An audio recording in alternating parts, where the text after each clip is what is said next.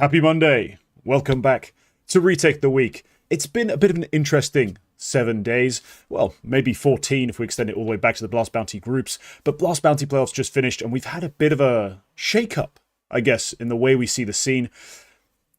It's going to get a bit strange. We've obviously had some big transfer news as well across different tiers. We're going to be getting to all of that in this episode. But before we do have to thank the people who make this show so wonderful, so special, and so worthwhile. That's the members. And the members get access to bonus content. They get access to the right to vote on prospects, as well as a few other little perks that you'll find out if you click on the membership button below. But yeah, nice and swift and easy on the intro this week. Quacker, got anything to promo? Any big articles waiting in the wings to be published? No, it's been very much run-of-the-mill stuff recently. I have some ideas, but I haven't really had time to do them. So maybe in a couple of weeks' time. But you will know about that in that case. No, nothing much. No, it's been not much happening this week. No, fair enough. No, okay. Well, we might as well get straight into it. Why waste any time? This week we did have, as I said, Blast Bounty, and the first team we need to I think we need to talk about. We'll go through it from quarterfinal onwards, right? We're going to start all the way back in those quarters with Aurora.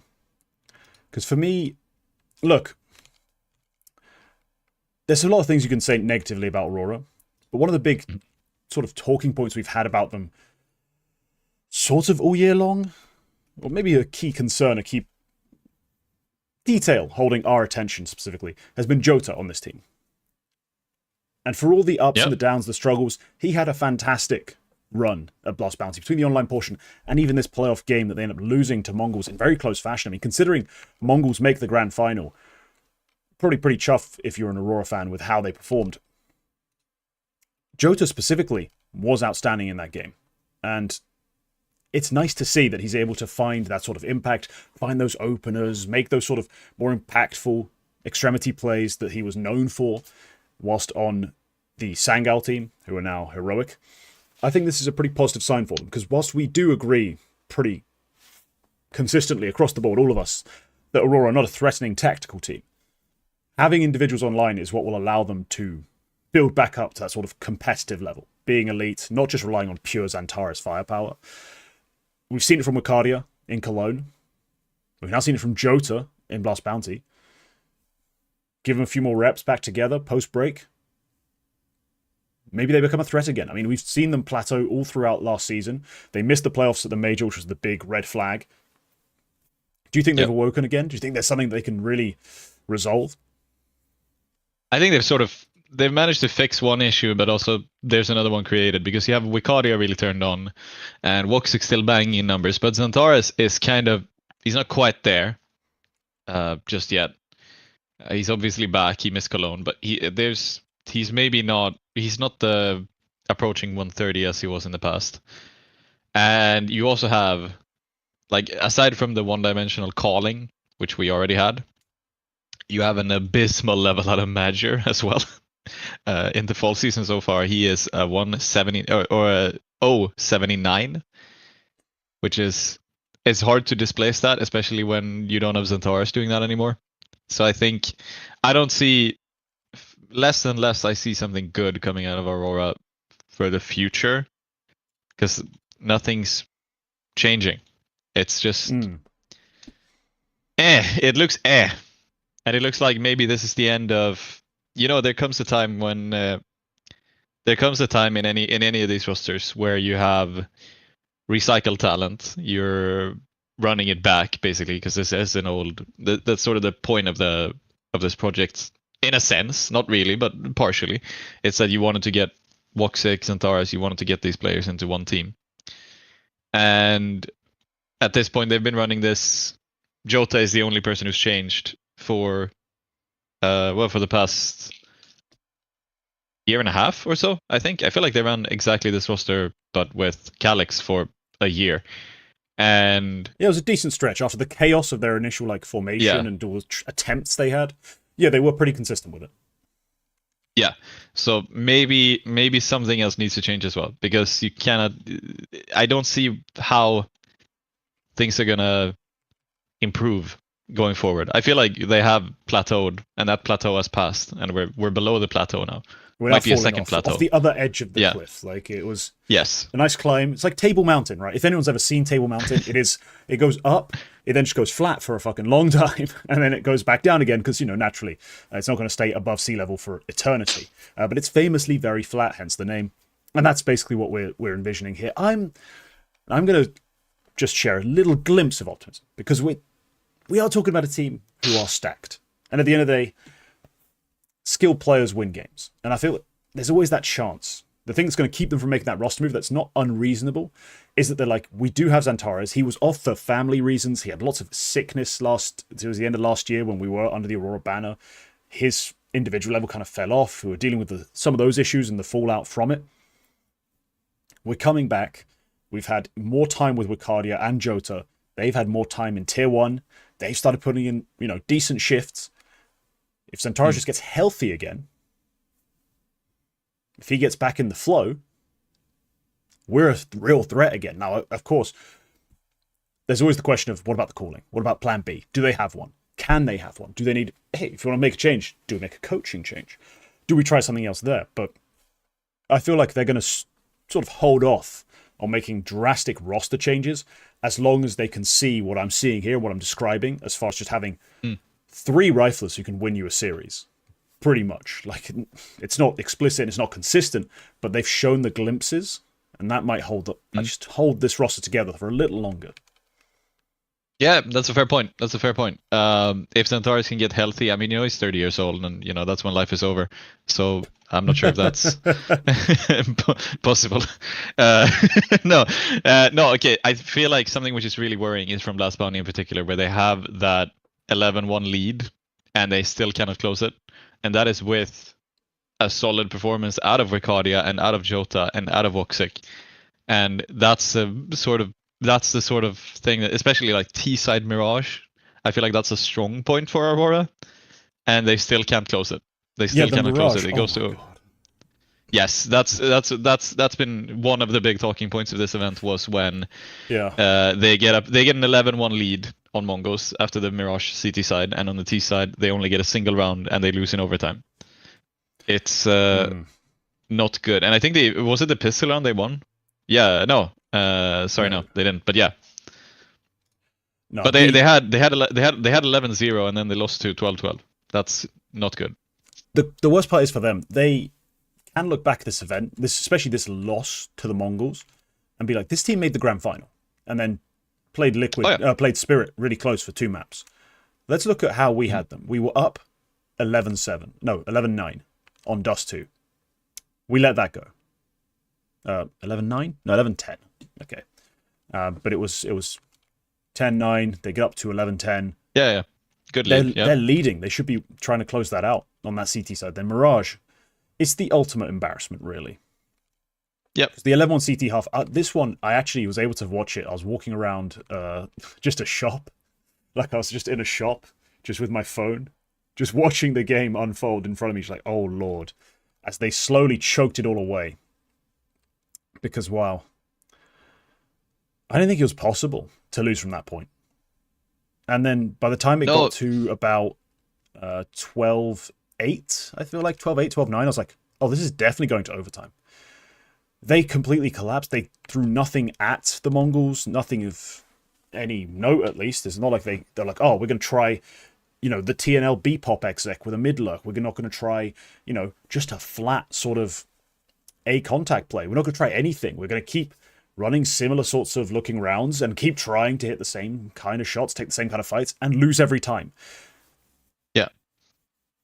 Utterly collapsed on the leadership front, especially. So I was very, very, very frustrated watching that. But you can still see, like, map 1 close, map 2 OT close. And you did everything right in the first half. You just needed a call. You needed an adjustment. Just one thing to change from the leadership. And they probably get that win. So I'm obviously annoyed. I agree with you about the whole plateau thing. I just feel like they won't make that change. They won't see themselves as off the back end of that. As long as they're seeing things like this. There's positives to take away. It's just that the rifle flashes is what you need. That's what you need to throw in those games when you really need to close it out. That's when you sort of need. That's when you need the Centauros to show up. And you didn't really get that. But yeah, it's also a matchup. Like I would say that this is a matchup we've had play out fairly close before. So I probably Mongolz have had the better of them. But it's also like the last time they met in Dallas, Mongolz won, and then the game before that, just a couple of days earlier, Aurora won, and it's always a pretty close affair, back and forth here and there. But yeah, it's there's positives to take away for Aurora. I don't feel overly confident for their future development after this game and after this event. But yeah, there might be something. It all really depends on Xantares, because if he gets back up to that 120 something level, which we've seen him at before, if he gets back up to that, that sort of elevates them quite a bit. But they're outside of the top 5 conversation at this point, and that's a shame because they were in it for a lot of this year. So I would say there's some ways off right now to Navi and Furia, who have passed them in that sense. Well, in which case they're not even talking about 5th. Like, I don't think we can call them beyond saying that they've been overtaken by Navi and Furia. Neither one has beaten them. Neither one has shown any better results. Let's put it that way. They haven't. They've also just started making playoffs. Navi didn't make playoffs at this event. Like, let's be clear. Oh, yeah. They have not been surpassed by either one of those rosters, but that's the pack they're now trying to re-separate themselves from. That's who they've been caught That up is true, by. yes. They're yes. not in touching distance I would say... of Mongolz. Like, we don't feel like they're on the Mongolz level anymore. That was kind of who they were. 5th, 6th last season. That was the assessment. Then towards at the major is when it kind of started separating, and right now we're starting to feel it, I wouldn't say they've been overtaken yet. That's a helping hand you've given to those two squads to be like, oh yeah, just come up here. Whew. Like, no, they're not. I would rephrase that they're Aurora out of the top 5 conversation. They might still be leading the conversation for 6th, but that is with Navi and Furia. I think that's the pack, like you say, that's the pack they're trying to separate themselves from. They are not. I wouldn't say they're in touching distance of Spirit, Mongolz, MOUZ, Vitality anymore as they were before. Yeah. I don't know. It's. I feel like the game-to-game results have been stronger for Fury and Navi recently. Like Navi beat Mongolz in Cologne, denied them playoffs, took a map off Spirit, but then they were also weak here. They lost the map to TNL and they couldn't beat Astralis. Furia, same thing. They lost to Liquid. Shouldn't do that. But really then again, Furia also right. Like, that's yeah, but then but then also Furia. They took a map off MOUZ. They beat Falcons. They beat G2. It's pretty solid teams. But then, Aurora, they're also sort of there. Aurora, they lost to Spirit, they lost to FaZe. Like, the one common denominator they have is I think maybe all 3 of these teams have recently beaten NIP. I think that's maybe the common denominator they have. But it's other than that, it's like they made Bounty playoffs by beating FlyQuest and Heroic. And that's Heroic with Scrub. And there's some weakness. Aurora, I feel like have lucked out a bit more. They've definitely had the easier matchups overall if I'm comparing these 3 teams. They've also had some stand-in issues. They've also had this and that. But yeah, overall, that's the conversation. Maybe they haven't been surpassed, but the trend line, I feel like, is Aurora down, Navi, Furia up. I feel like. Furia up in particular. I don't hate it. But yeah, let's move on. We've given Aurora more than their fair share. A lot of time to a team which didn't even make semifinals, yeah. Yeah, and we've got a Liquid roster who have been, let's put it this way, dreadful for a good while. I'm going to be polite. Dreadful today. It's new reformed me for as long as I can hold it. I'm going to be proper with the terms and the vernacular I use. So Liquid have been pretty bad for a long time. And firstly, making this sort of playoff portion, this land section, was a shock in itself. I did not have them beating Furia. Openly admit to that. I 100% thought Furia would take that game. There's no world where I thought they'd lose, especially with the way they've been playing recently. Didn't see that coming. But they then faced Vitality, and me on the double swing. First pick, I still think by default you kind of have to pick Vitality because there's no way ZywOo plays as terribly as he did in Cologne. They'll smash Liquid, easy peasy, and just roll on and probably make at least a grand final. We'll get to that later. But this was the first warning sign. The fact that they needed squeaky bum time, as some football players or pundits or Sunday League managers have put it, to get past this version of Liquid was a huge red flag. 2 OT maps, a depth of firepower that just disappeared. Like, sure, we had a strong ROP, strong ZywOo, not an elite ZywOo, not the best ZywOo we've had all year, but strong. And a 130 ZywOo is good, but versus Liquid, that's like a 130 ZywOo against Liquid is like a 105 ZywOo in general play. Yeah, because that's the team he should be absolutely farming. Yes. That's the kind of team he should be putting up like a 1.7 and then having people on Twitter accuse him of inflating his stats versus shit teams. That's the sort of thing he should be doing. He didn't quite, but he played strong. He played a strong game. But we just saw very little out of the rest of the team. Like, Rob's good. Apex a bit struggled. FlameZ, who's been having a rough season, continued on that same trajectory. And in those spots where we usually see Mezzy, like, he can step up. We've seen it. Oh, we saw it in the next series. He didn't really bring anything to the table. So this Liquid side, it's kind of hard to be, like, sure, it's a loss. It's a 2-0 loss, but it's hard to be overly negative. But there's a part of me who's watched them play for the last however long you want to call it, because they've been bad for a while, and just refuses to accept that this is now a new and improved Liquid. Like, do you take a lot of positives for Liquid out of this beyond the fact that they simply got the right matchup or played the right game in the moment? Do you actually think this is a sign of things turning around for this roster? I think it's a bit here and there. They have a new coach who I think has changed a bit of things. This was also the first time that coach could stand behind them, I think. I don't think we've seen them on LAN with Flashy before. I think he's listed as their Cologne coach. Maybe he was.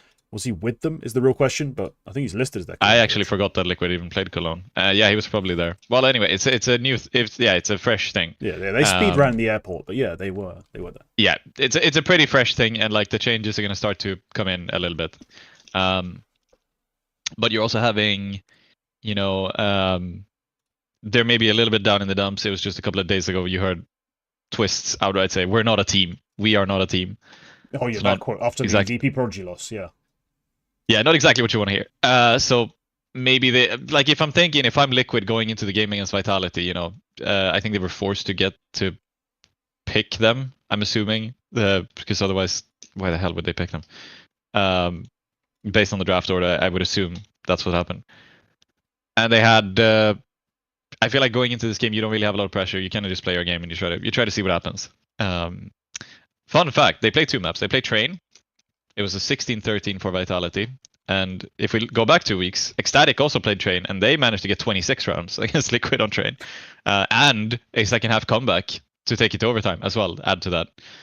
And they also played Nuke, which was 19-16 for Vitality. And Liquid played that against VP Prodigy, Nuke, but they played 16-14 and got a win. So both VP Prodigy and Ecstatic put up a better fight on both maps than Vitality managed against Liquid. It's the most hater take I've ever heard. That's a pure hater. Like, that is lovely. I love it. No, but you look at this Liquid team, the way they played. The T sides on Train, both teams were a bit meh, but this has been part of a trend we've been noticing. I think a lot of people have been talking about this on Twitter. The maps are starting to feel more CT-sided. The game's starting to feel a little more CT-sided. Nature is correcting itself, basically. Like, we are returning to what Counter-Strike should be. But it's really, especially on that Train game, a surprisingly effective Nerds. Like, Nerds has been our big sort of red flag player. Like, he's not consistent. Yes. He's a fraud. That's a big part of it. Everyone calling him a fraud. I think he played a fairly strong, especially defensive game. And that's something he actually, I think, struggled with when I watched the VP Prodigy game. Like, that Nuke defense, he was just a liability, And, like, he wasn't stupendous. He wasn't like 20 and 12 and dominating, but I feel like he's kind of finding his groove under this new leadership. I think that's something to keep an eye on, is Nerds playing a lot better. 2 important maps to have a good CT side on as well. And you can Train. So that's definitely good. Yeah, I've been thinking about Liquid a lot recently, because when I discovered the fact that, yikes, they are 100% missing the major unless they make a roster change. So the two players you can really replace are Nerds and Ultimate, and I was very much on the line that Nerds should be the one who's replaced for some American rifler or South American rifler. At this point, I'm sort of shifting because this was a stronger performance. This was showing that maybe he's not all gone, and maybe it is instead like Ultimate as well. Like full credit to him, he also had a good time. Yeah, but the problem is when we have this conversation now is the two highest rated players in that series are both the players we want to cut or we can cut to make that change happen. And once they have to cut, yeah, once they have to cut, yeah. So yeah, fair credit to him. He's also played fine, but there is also like when we're talking about replacing Nerds, it's like, well, who could you get? Well, you could maybe get Peeping, you could maybe get Cello, you could maybe get Skulls. Like you're looking at these kind of players. Look at the combo. It is pure VRS. Disappointment. Nothing other than the VRS shenanigans. There's no performance gain. Now instead you're looking at, hey, there's a little Mirage. Maybe you could get Try in for Ultimate, and now it's a different story. So if I'm weighing a solid Nerds against a shit rifler versus a solid Ultimate versus a great Try with the pretty much guaranteed major spot, I would do it in a heartbeat. So yeah. As for Vitality, I mean, yeah, it was a sign of things to come. I think this game because I didn't like the way it looks. Yeah, if we're looking through the rifle ranks, like assuming you can't even Try has the same problem where it's Brazilian orgs, famously ridiculous buyouts. Try's putting up such great numbers. Maybe because he's been there a while, his contract was written when he's not got such great stock. Maybe they wrote in a buyout and they're not just arbitrarily setting numbers, Maybe there's an actual, like, proper legally binding document involved and not just a bunch of bullshit. Maybe the number is reasonable, but I got a bad feeling it's really not. But that's the problem. When we talk about the Nerds replacement, for example, if you don't want to sign an NA bum, like, I mean, a zero flashbangs ever faced type farmer, it's kind of rough. Like, just in terms of speculating the price you'd have to pay for like a Dumao, for an Insani, for a player you'd actually want to sign as Liquid, it doesn't feel easy, does it? It really doesn't. And I think even if I had to pluck a player from like an M80, maybe if I want to try. At that point, it's going to be Swisher or Lake probably. Hex just signed. Yeah. He's the one I'd actually want, and I don't really want anyone else. This is, I mean, Lake, I'll tell you, okay. I have just look. The way it's looking, Sexy's going to be left out, and we talked about in pre-show. It's not super sexy, but if we're looking at a rifle, he's probably the best candidate. Sexy isn't super sexy? What do you mean?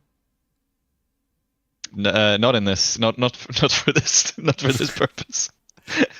It wasn't abysmal. Like, he wasn't that bad when they started off with this roster, and my biggest issue was how Nyx looked.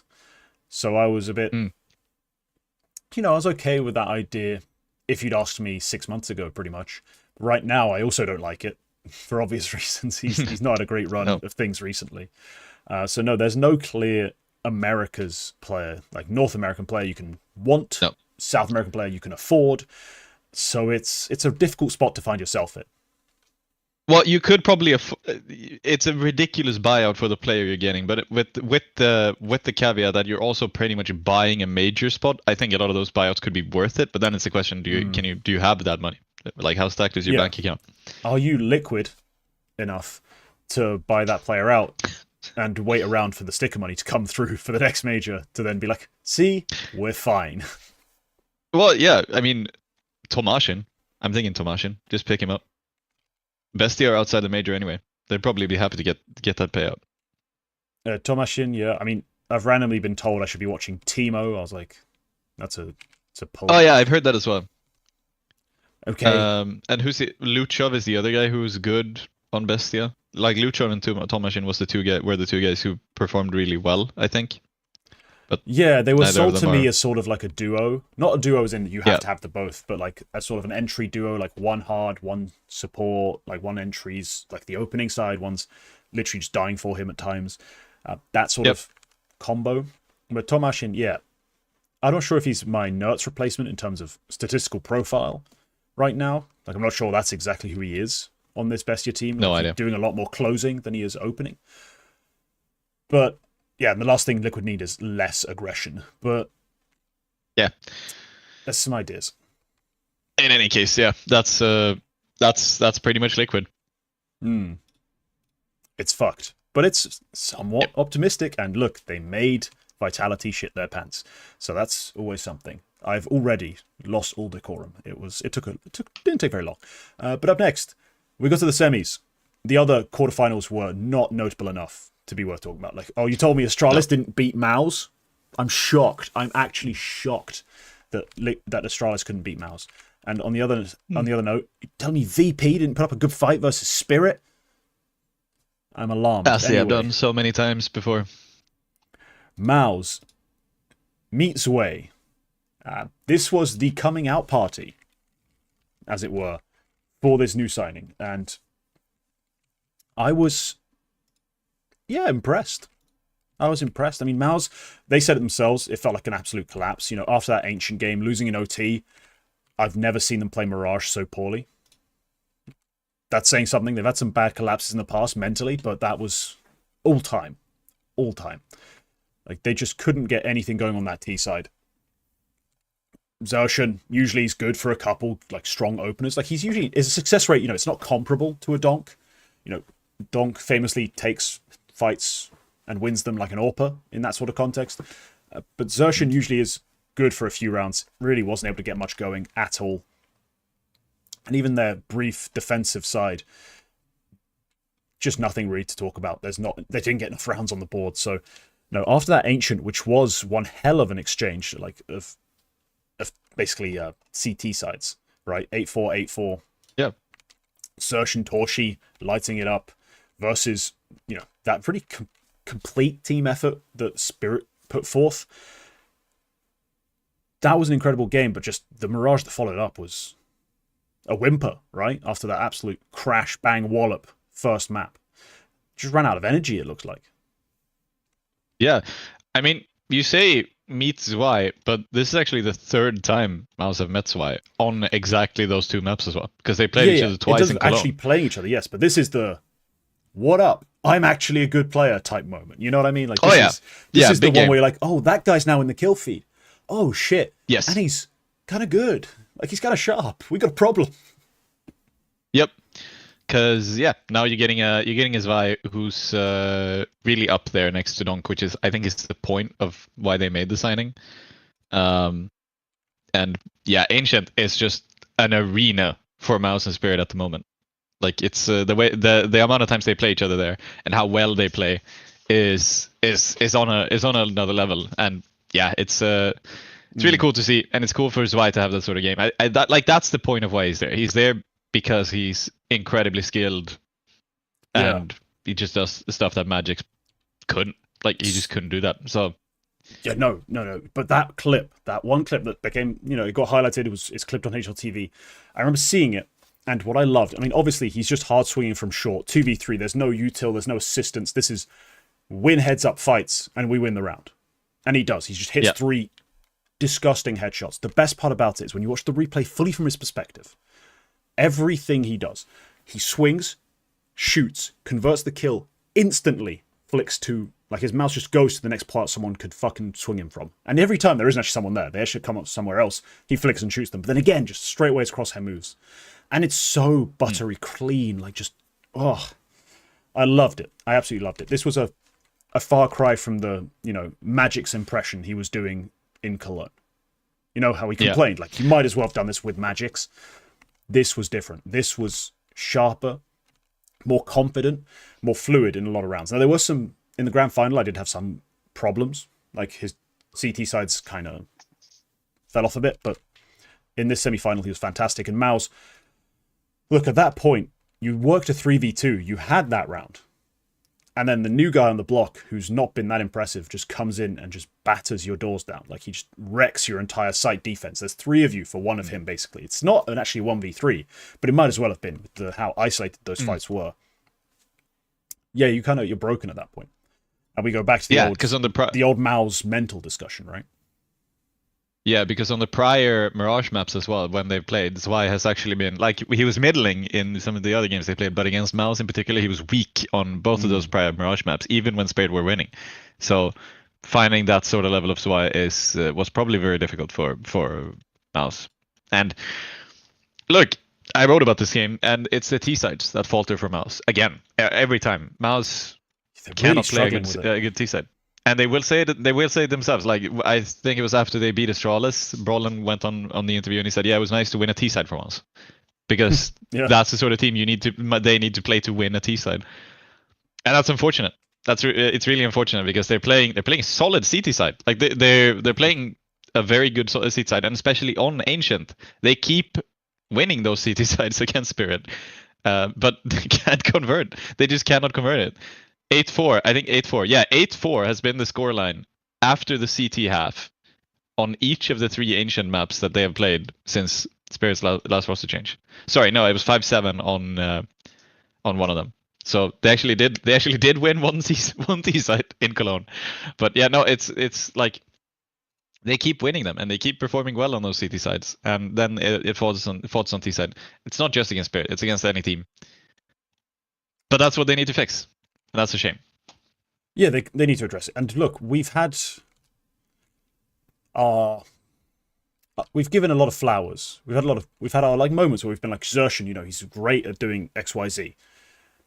But it feels like at this point, this team needs another hand, on kind of directing how their T sides are played. Yeah. Because we've hypothesized before that it's very much like group sort of led in terms of the opening ideas quite often. But I think they need to change something up there. Like Brolan needs to take a firmer grip of the steering wheel, like, of the tiller, start leading them a bit more harshly, like limiting the sort of things they try and they go for. Maybe they're one of those teams, I need to look at the numbers, but I feel like they might be one of those teams as well who are more force buy focused on the T side than they should be right now. And that could be leading them astray as well. But it's a difficult equation to solve. Exactly what's wrong with their T side, because not a single player has been having a good time on that side. That's true. I think you're getting a lot of different. I think with taking more command, Brolin is a new IGL. I think that is something which you'll find takes a lot of time for people to naturally develop, and that's sort of, especially for some types of people, it's going to take a lot of time to find that. I don't think it's so much hypothesizing that it's a group effort. I think it's pretty much out there. Xertion does make a lot of the calls and directs a lot, and obviously Torji does as well, because that's just how operas play. So yeah, I don't know. Something here needs to change, and I don't think it's a player change. I think this roster is very difficult to improve on at the moment, especially in that regard. What you need to get is something more out of the players who exist, and that's obviously very difficult. And I think it's going to take all season, and if we see anything in that sort of ball game, it's going to be in Budapest. I don't think we're going to see much. It's going to take a while, and it's going to take a while to develop that, and it's going to take a while until we see the fruits of it. And I expect that this is going to be a building season for MOUZ, which is going to end up culminating in the Budapest Major if something good even happens. Well, we talked about how Aurora, the plateau, still seem to be achieving kind of what they want. They still got that spark. MOUZ keep making top 4 and everything, and they keep being that team that's never going away, the team that never fails, never falls short of that minimum. Like, we can say they are disappointing in these specific matchups, but remember, most CEOs, GMs, coaches would kill to at worst finish top 4 over and over again. Yep. Over and over. Solid. That brings us to yeah. Let's go. The marquee conversation. The thumbnail, obviously. The reason we're talking about this. Do we not have a lower third for this? Oh my god. Did this one get missed off from the list? We're going to do some live graphics work. You're welcome, everyone. This is... my word. Vitality played... I don't know how to put it. Terribly, but also okay, but got unlucky, but mostly just terribly.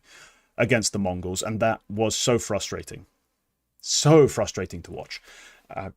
Sure, we didn't get great performances from the big stars, from the players you'd expect to play super well. But we also got some really critical errors from certain other players. And the biggest one for me, the one who's on the thumbnail, is Apex. Apex just sucked. Like, he was awful. And so many times you could point directly at him and say, this was an advantage, this was a situation you could have won, and you specifically threw it away. You went for a play, you went for a push, you tried to take a fight that you can't win, died, and then surrendered a bunch of space, opportunities for Mongols to just take better fights. All of a sudden they can double swing your anchor because they've got two angles of approach to that bomb site because you decide to go and run off and die for no good reason. It was frustrating. Like, uber frustrating to watch. And as much as we can lay the blame at the feet of certain individuals, the big one obviously being ZywOo's not had a great sort of run. FlameZ's been dreadful this season so far, I think it's fair to say. Overall, Apex for me is what really, especially on that first map more than anything, let Vitality down at this event. Yes. I think it's red flags some of the stuff you got to see around the games as well. Something which kind of went big on Twitter was there was a timeout where you got like this motivational speech out of MOUZ. Oh god, that was a terrible speech. First of all, like that's just yep. Hit me with more cliches if you can, William. Like that's just But also, if you look at the Vitality roster and you ask yourself who here is going to hype the team up, MOUZ's not the answer. He's the last one. Because and he's known to be like not a particularly vocal player. He's known to not be that big of a personality in the team. Like that's the speech that if you get it from Apex, then yeah, you might be fired up. If you get it from MOUZ, I think it's a bit of a worrying sign because, you know, it's weird. It's weird, and it's sort of reflective of the game as well because now they've taken 2 losses. It's still crazy to say, but they've taken 2 best of 3 losses. And it's been against MOUZ, it's been against Mongolz, 2 teams that they've played a lot in playoffs, and they lost to both of them in playoffs after like long win streaks against both of them. So that's starting to look worrying. And I think it's just a matter of time before Spirit beat them, especially with Tenier coming in and the way that's going to be looking. I think it's a matter of time before they get beaten by them as well. And I'm not sure where that leaves Vitality for the rest of the season. I cannot take right now. I can't take them off the number 1 spot simply because Spirit haven't played them. And like it's like we said last week. Last week we said when they lost in Cologne, we said are they the best team or not, and we said no. But this has opened up the conversation for dethroning them. And I still don't think it's happened. I needed to see that Spirit win for it to happen. But it's that being said, I don't think Mongolz are a stronger team than Spirit, obviously. So they probably will lose to Spirit. I think that's gonna happen. So if I'm predicting, I think Vitality are about to fall off the number 1 spot properly. But it's like I don't know what to think about. I wonder if it's just stagnated. Is this as high as the Vitality roster would go? Is this just, you know, it's run its course? Or what's happening?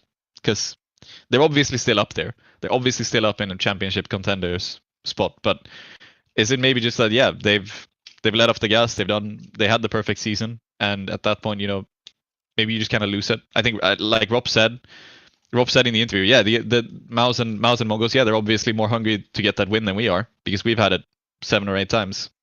Mongolz and MOUZ, for them it's a giant achievement. So I don't know where it leaves them for me. I think maybe we're starting to enter a little bit of a Vitality slump, and maybe that's what they need to sort of bounce back because, you know, they've had it too cushiony for a while.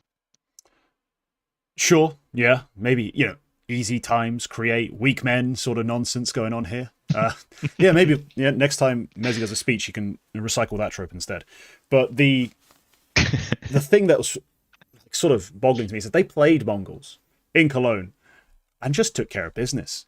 And that Mirage especially, no worries. Zweih played fantastic. The rest of the team, they did their Mirage thing. Like, they've been a very strong Mirage side, and they've been able to improvise. They've been able to be fluid. And firstly, I didn't see quite as many of those sort of ideas coming out in this game, but I did see a lot of mistakes. Now, Mezzi was able to actually make up for some of them at times on Mirage. Mezzi had some crazy entry paths, some crazy multi kills, but it wasn't enough because again, every advantage got pretty much thrown away when it needed to be held onto. And then we went into the Inferno map, which was honestly shocking from both T sides. It was pretty horrendous. But quite importantly, it came down to, a crouch? So we're going to feel like this is borderline the end of number one Vitality. But we are talking about... I still feel like we can make the excuses. We can still be like, oh, this was an aberration. This is not usually what we see from this team. Like, they maybe did let their foot off the gas. They came into it with less hunger. They needed to be shaken up, woken up. And then they were that close on map 2, despite all of that. So maybe we are still going to be able to have that sort of excuse for them. We had one ready for them in Cologne. Yeah. We were very happy to say, oh, look, Zweih's never played this bad before. Basically, in this run especially, he's never been this bad. But the thing we do have to address also is Mongolz. Specifically, how well they played. Now, 33-19 in chat did throw it out straight away. Senzu and 910 was spectacular. That is correct. I think that was some of the best we've seen those two playing at the same time. Yes. That was so good. The playmaking, the fearlessness, especially from the two of them, outstanding. And that's when you remember, it's not a real event. There's no stage. There's no massive crowd bearing down upon them. There was a small crowd. I don't count that as a crowd. I could barely hear You could hear golf claps when they won rounds. It was dreadful. Like, that's not a crowd. That's the catering staff at your facility when you're at a fucking, boot camp. That's not a crowd. It's like a quarter of Malta's population. What are you talking about? It's nothing. Absolutely nothing. It's a quarter of the population that actually is there because they were born and lived there, not just hiding from taxes. Like, that's who was there. It's like they probably got the maximum turnout possible for a Maltese Counter-Strike crowd. It's probably what they got. Yeah. So that does help the Senzu 910 of it all, because my God, I loved it. Like, watching some of the plays, from their POVs, this is filthy. I'm like, Quack better not hit me again with a Techno as the best aimer on this team. Did he watch Senzu in this game? That was phenomenal. And it helps that also Mazinho was having some of his best games. We talked about him having some slumps, having some off events, and he had some really impressive rounds, some highlights. Some crazy deagle shots, some good entries out of the apps, of the Palace rather on Mirage. That was quite critical, I think. So no, that was some really impressive Mongolian sort of play, right? There was one round, though, I'm just trying to think back on Inferno, because we talked a lot about this game. But there was one round in Inferno that irked me. And it was a display of what exactly was going wrong on the T sides for these teams. One of the two, this is how bad it was, because both teams have merged into one. That's how almost identical, but also how terrible the T sides felt. One of the teams tried to exec A. It was 40-something seconds, maybe 40 seconds. There was a fair bit of time left on the clock. There wasn't a flashbang for anything. Not for anything. And one player in pitch kills 3. Because everyone's just hard entering out. There's no flash to blind him. They have to clear out the site because there's a player on site. And he just gets a triple kill on people not looking the right way, pretty much. It was that kind of problem. I think it was a Mongolz player. It was in the pit. I feel like it might have been Mazinho. See, this is what I'm not good at. Is remembering things. But yeah, that was the part that really stuck with me. I was like, damn, this is just shocking. CS. People are just struggling to get their T-sides working efficiently on this map. I guess the CT utility dominance is getting real, That's been a big complaint, and you could feel it in that game. Yeah, I think you're getting... I was at a party when this game was happening, and I remember I opened my phone, and the game had finished, and I was like, Senzu, like in the haze, I was like, Senzu 144, like against Vitality. This is some different shit. But yeah, you're right. It's small crowd. I will say though, I will note, I'm pretty sure that even with the small crowd, Vitality and Mongolz in some of those previous 8 games or whatever it might be, they have played each other without, like, in group stages and whatever, and Vitality still get on top. It is still a different matter. Yes, like, yes. yeah, in Cologne. In Cologne, it was a group decider, and Vitality smashed them. But yes, here, for whatever reason, Apex decided to throw Mirage. I'm just going to put it out there. Apex threw Mirage. At Inferno, nothing worked. Absolutely nothing worked. Yeah, 9-10 was also excellent. He also deserves a big shot there. I think there's that one ace round on Mirage where he just completely slips through the cracks. He picks one off, then just walks through, and you're like, yeah, why? Firstly, that is the type of shit I do in matchmaking. That is the type of shit. It was such a ridiculous flank. Yeah. He switched guns. But, like, gosh. Yeah, but that's also I think that is really good, because you ask yourself, why the fuck did he do that? But it's also, that's why it works. That's why it works. When you have to take I feel like sometimes you have to take a gamble on that sort of things where you feel like nobody's gonna expect that I do this, and you do it, and that's why it works. So if having, even with, yes, small crowd, it's not Cologne playoffs, it's not the Cologne grand final. If you having a Mongolz player have the confidence to see an opportunity like that and do it, that's cool, and that's new, I think. Yeah. And yeah. No, it could also be just they're getting familiar with each other. Maybe it's a read. Apex comes out ramp and then no one else. That's weird. Yeah. That's weird, right? So maybe he's at that point. That might be something Blitz has seen. Yeah. Yeah, and he gets told, you got this space, you can make this push. But yeah, Vitality falls short. Again, if only we spoke Mongolian and we had the comms recording. Yeah, that'd be lovely. But if anyone wants to watch how not to play advantage situations on any map, but Mirage especially, watch the Apex POV. And every time they have 5v4, 4v3, 5v3. Watch what Apex is doing. And don't do that. Just don't do that. Because it felt like every time he had that advantage, he tried his damnedest to throw it away. But all right, the grand final. A best of 5. And it only went 3 maps. But all things considered, nice try, Mongolz. NT. Yep. NT. I think they gave a pretty good showing. Like a pretty good account of themselves in that grand final. Nuke went all 24. Mirage went to OT. By Ancient, again, run out of juice. We've seen this before, though, in best of 5 finals. If you do give it that kind of battle in the first 2 maps and you lost them both, usually by map 3, you're not still swinging haymakers and trying more stuff. You're just kind of down. But yeah, really strong attempt. Yep. We mentioned Aurora in the last Blast Bounty earlier, and they had the same thing, where they had a strong start as a series, but it's a best of 5 against Spirit. You're going to lose steam, and they got steamrolled in the rest of the maps. It's difficult to say that Mongolz could have done better, realistically. So, yeah, that's like with the level they're at and what they're doing. Then, yeah, I think this was really solid for them. I mean, we would have loved to have got the same 9-10 that I got against Vitality. I would have liked to have seen that. There's certain things I can say, like, we could have had the same thing. Maybe it's the same sort of hangover. Remember MOUZ finally beat Vitality, show up in the grand final against Spirit, and just get slapped. Just absolutely smacked. Maybe it's the same sort of thing, like that same sort of just sort of exhale that just drains you. Because you're like, oh, we did it. You're like, oh, I've got to do it again now. I've got to beat Spirit. Like, maybe there's that aspect too. But for me, the main focus... Yeah, go for it. Yeah. This is a stepping stone you get in a lot of these times where, like, now they've done Vitality. Next time they beat Vitality, they're not going to get that. And, it's baby steps. This is what happens, especially for, like, a young developing team like MOUZ or Mongolz. So, yeah, I absolutely believe that. Yeah, the next step is now beating the Vitality consistently, which will be its own problem. Not even that. Just if they do it one more time, then, it's like, maybe. It's not even... Yeah. Not even consecutively, but like the next time they've done it, it's not the same. It's not the same big oof. It's more like a nice, we did it. Yeah, it's like, okay, cool. That's just the result, I guess.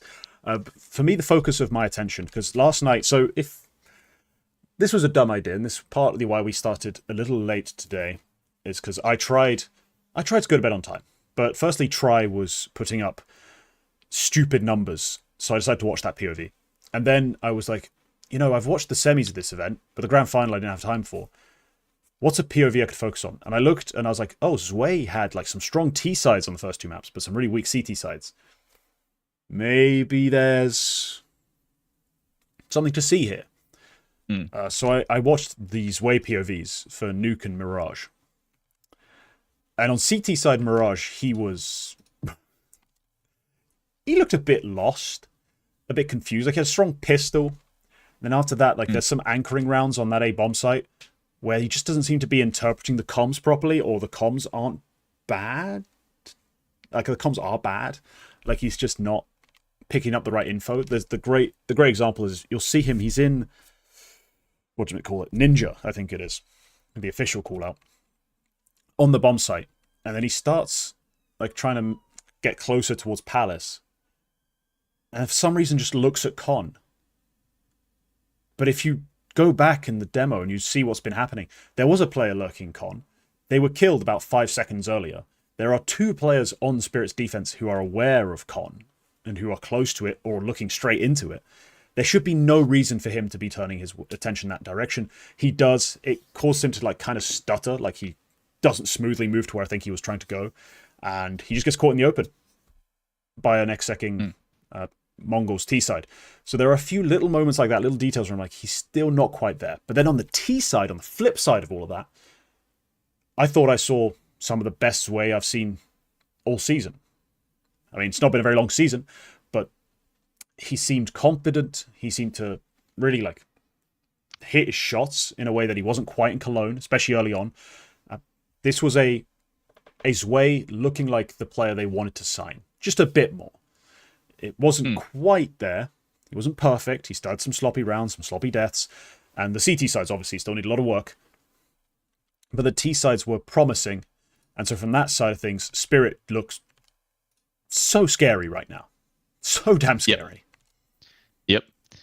It's funny, we've been talking about like what would Spirit need to do in order to dethrone, because it's always been Spirit. It's like, what would Spirit need to do in order to dethrone Vitality from being Team of the Year in 2025? Being Team of the Year, they need to win everything, and they're currently doing it. But yes, still, they're currently doing it. Are Spirit undefeated so far, or did anybody beat Spirit this year? This season? This season, I think they're undefeated, right? Yeah, they're undefeated this season. Yeah, their last loss was in the Austin Major to MOUZ. Since then, they've dropped 1, 2, 3, 4 maps. Yeah. Yeah. Yep. No, they're very scary, and this is with the like Tenier, like it's a mirage on the horizon after EWC as well. After EWC, Zontix, the guy who's good, but maybe in certain ways could be better, is about to get better. That's absurd. And I talked about this on stream when I did the whole stream Tuesday about specifically Tenier. It was meant to be about Tenier, where's he going? It very quickly turned into Tenier to Spirit. I talked about how he'd fit in, what he'd improve over Zontix. The one thing I thought maybe he'd be worse at is not dying. Like I wondered, like I theorized. I think B-Tramps was in the chat at that point. He ended up tweeting the numbers and doing a pretty good thread covering how these two players compare. And I thought maybe Tenier might give you more clawbacks, but it'll give you also more bozos. If anyone's not familiar with that, clawback, it's when you're down and you get a kill and then win the round. And then bozo is when you're up in numbers, you take a death and then you lose the round. I got a feeling, Tenier would give you more of both. Turns out it gives you a little more clawback, a lot more bozo. So maybe there'll be some teething issues getting him into the system, being embedded, calmed down, told he doesn't have to do everything. Maybe there'll be a feature. Maybe they're going to shift up other parts of their play to make him comfortable. But in any case, the thing that Zontix does that's frustrating to me always is lose fights that he could have won by aiming better, quite simply. Yeah. And most of that's higher, not even always better, because he hits the body shot pretty consistently. So I'm really excited for that. I'm really looking forward to Zontix in EWC starting to aim at the head just to show that, I could do it all the time. But I chose not you to guys for some stupid reason. Fuck you guys for not trusting the process. But no, yeah, it's crazy to think that Spirit, Zweih could play after this. If Zweih plays well, he's going to be the 4th best player on Spirit when Tenier comes in. Like, if everything goes well. That's insane to think. But all right, yeah, they're very scary. And I'm very much looking forward to Donk #1 because it's going to happen at this point. Donk is going to be the #1 player. He will. Comment below if you disagree. He will. Come on. Unless we see, if Vitality go back to winning everything, ZywOo picks up all the MVPs, and ZywOo's average remains at least at like a 1.36, 37. Doesn't matter if Donk ends the year at 1.5. I think they'll still give it to ZywOo. It's just a question of if that can be possible. Like, that's a big ask considering how they're looking right now and how impressively dominant they were before. It'd be a very big ask of Vitality to turn that back around. But yeah, hey, it's there. They have it in the tank. They're not incapable of it. So I am cautiously waiting. See how this season goes. I mean, we always have to be wary, I think, as well, of the teams who have been playing pretty well. All the teams who've made big upgrades who we've seen once. We saw flashes. Falcons aren't dead yet. They could still play sort of spoiler to the rest of the season. They could change a lot of things. For sure. There's still some dangerous teams lurking. Aslim, I actually like this take. I also don't like when people compare ZywOo to Donk to Simple to Device in 2018. Because it's not the same. It's not only is Donk statistically more impactful and bigger fragging than Simple, but ZywOo was also far above the pack in a way that Device never was. You could say Simple to Donk, they're both like the big carry of the year, and then Device ZywOo the AWPers on the best team of the year. But like, there's levels to this game. Like, Device at its peak is a 1.2 something rated AWPer, like on a team full of strong riflers with great tactical play, and it kind of all comes together. He doesn't even win every MVP that year. ZywOo is still, we call Donk the hard carry, and we want to say that ZywOo isn't as hard of a hard carry. All correct. There's levels to this game. ZywOo's still a hard carry. Like, he's still a pretty hard carry, and we see it. It's not as explicit, and we have seen him this year win without having to be the hardest of carries, or have even bad maps and still win overall. But Device never touched these numbers. Ever. Yeah. The dominance is different. Yeah, I think maybe it's not perfect either, but I think maybe 2020 ZywOo versus Simple is a better comparison. Because as I remember it, ZywOo, it wasn't a great year for ZywOo in 2020. I think Simple was overall a bit better than ZywOo. It's just the fact that Navi weren't doing much in that pandemic, while Vitality were #1 in the year for a while. They were the second best team of the year because Astralis is the winner. But like, yeah, it's weird. It's sort of splitting hairs between 2020. It was online. You wouldn't remember it. You were in a coma. No, I remember it, but ZywOo only won 2 events. Like, what? Yeah, but they were #1. They were #1 for quite a while, and they were up there while Navi were doing Jack. They won Katowice, which weighed pretty heavy because it was basically the only big LAN, but also no crowd. It's like, here and there. Anyway, there's no comparison. There is no comparison to make, really. We've never had a year where... I mean, last year was weird in itself. Last year was special in terms of the 3 #1 candidates all putting up insane numbers. This year, we've got a duo we've never seen before. Like, as much as Simple and ZywOo had times were just like distancing themselves, this is next level. Yeah. Yes, it is. But yeah.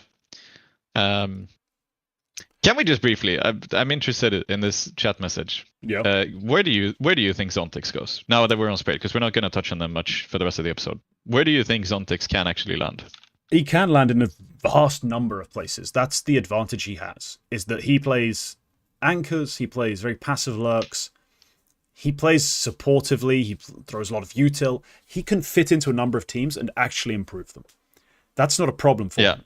The one problem he probably has is that he's not going to play with his, technically his flag compatriots, Yes. in that sense. But aside from that, he could play anywhere in the Russian-speaking world. He could play international CS. for anyone who's not named Nervy. Like, that's pretty much an open door for him. So yeah, the Falcons option, I think, is great. Especially if that means we no longer get hard entry Tesses with Kixan trading. No. If there's going to be a bitch entry on this team, it better be Tesses. Not Tesses. Yeah. Kixan. So, no, I do like the fit, actually. Like, and people talk about the only Falcons, issue, the only issue with that is that I think Tessis is one of those big glue players, unfortunately. And you're bringing in the most stone cold, edgy CIS player ever. Like, who is the voice in that Falcons team? Nico, Monacy, Kixan. There's no vibes. There's no vibes. There's no vibes. That's what I mean. That's a crazy take. I'm sorry. The idea that Nico Monacy on a team is no vibes. The best buddies who won events off the back of each other carrying, who have been the vibe in G2 for like 3 years straight, are now no longer the vibe in Falcons. Like, come on, don't be ridiculous. I don't think they were the vibe. Jax was the vibe for a very long time. That's what I mean. Like, it's somebody who's positive, somebody who uplifts the team. That's what I mean. You just want a yes man, go man. I want somebody who's like, who gives that messy speech, but actually makes it work. I struggle to see Tesses in this role, let alone. Like, I think he is that guy. He is the upbeat guy. He is the upbeat guy. He's I watched the Falcons Q&A that they put out a couple of weeks ago. All of them are like, "Who's your favorite teammate?" Oh, Tesses for sure. He's the best teammate. He's the best guy who's always uplifting. He's always there, here and there. That's the thing. Every team before they kick him. Like, yes, that's every team before they kick him. But I think that's still a hit. I think that's still a hit for them. Because what do you do when Falcons go down 8-4 to Mongolz? What do you do then? Hey, Kyosuke, shoot him, please. And he just does, because he can. And he just slaps his desk. On his second monitor, he starts rating female players by looks. That's what he starts doing. He needs to be progressive. He needs to rate male players like I did on stream like 3 years ago. Oh, hell yeah. Oh, that would be funny. Still the most homoerotic stream I've ever done. Device, I meant every word. Anyway. I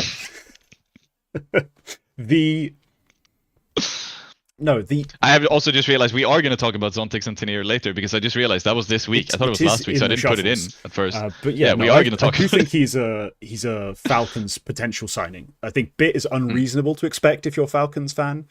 For some reason, you're a fan of Falcons. I mean, I know a lot of people are like, but I'm a fan of Nico. It's like, come on, man. If my favorite player moved to Man City, I'm not a Man City fan. Let's put it that way. But the... I mean, I have reportedly leaked that Bit is going to happen, so... shut up. Sources say I have said that.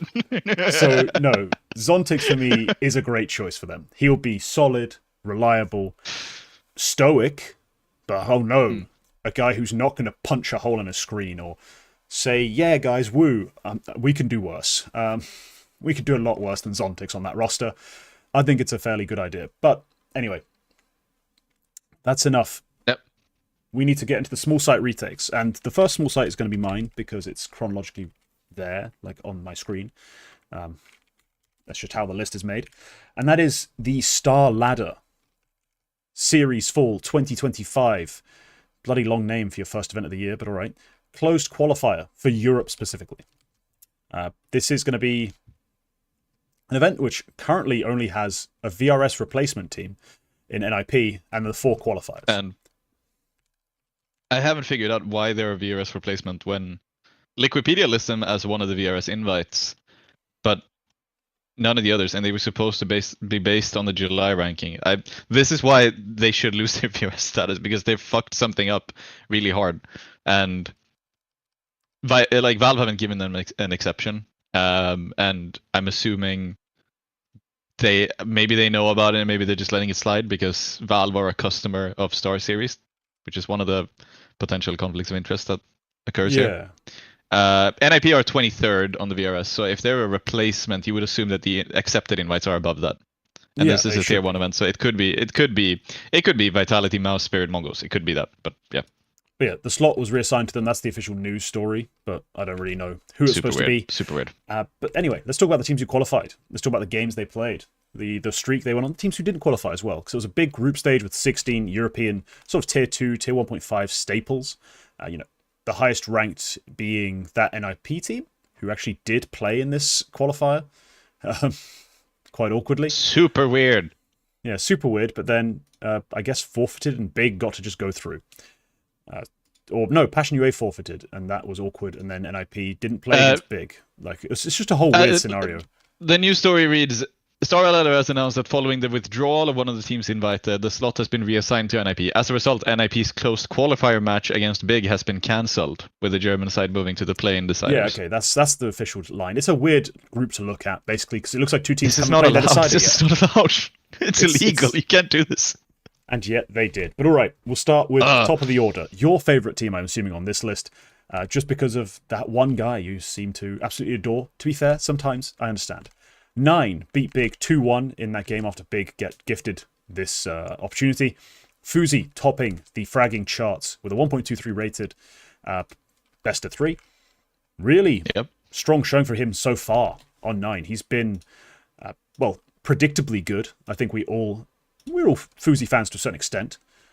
Some more than others, but hell, I don't think anyone's a true Fuzi hater at this point. At least not on my show. And yeah, he's been great on 9. Had a solid performance for them in this qualifier specifically against Cybershock. And then against, who'd they play in the upper bracket? Was it NIP? Oh no, they didn't play, sorry, I got the wrong games. Against NIP and then against Big. And then against Big again in the deciders. So, yeah. Great start for this 9 roster. I think there's something to be said for this team to be actually kind of dangerous with their sort of rifle core of decently well-rounded, if not super spectacular riflers. Mostly headlined by Sejot, who's got that sort of upside. You know what I mean? Like he's got that potential to really carry a series. But with Rao's calling and Fuzi being the sort of playmaking author he loves to be, team's got a little bit of threat. They make it through this. It's a great start to their time together. Yeah, I think talking about this qualifier, when we get to that play-in stage, I think any one of these teams could absolutely have been in this event, because you had some really solid teams here. You had 9 Big. Obviously, Big is one of those teams that probably should have won that. If you're, but 9 were stronger. And this is Big online recently has been pretty shit. They lost to Johnny Speeds. But yeah, solid from 9. They make it through. OG Foot, that's a 50-50. Foot just as well could have been in here.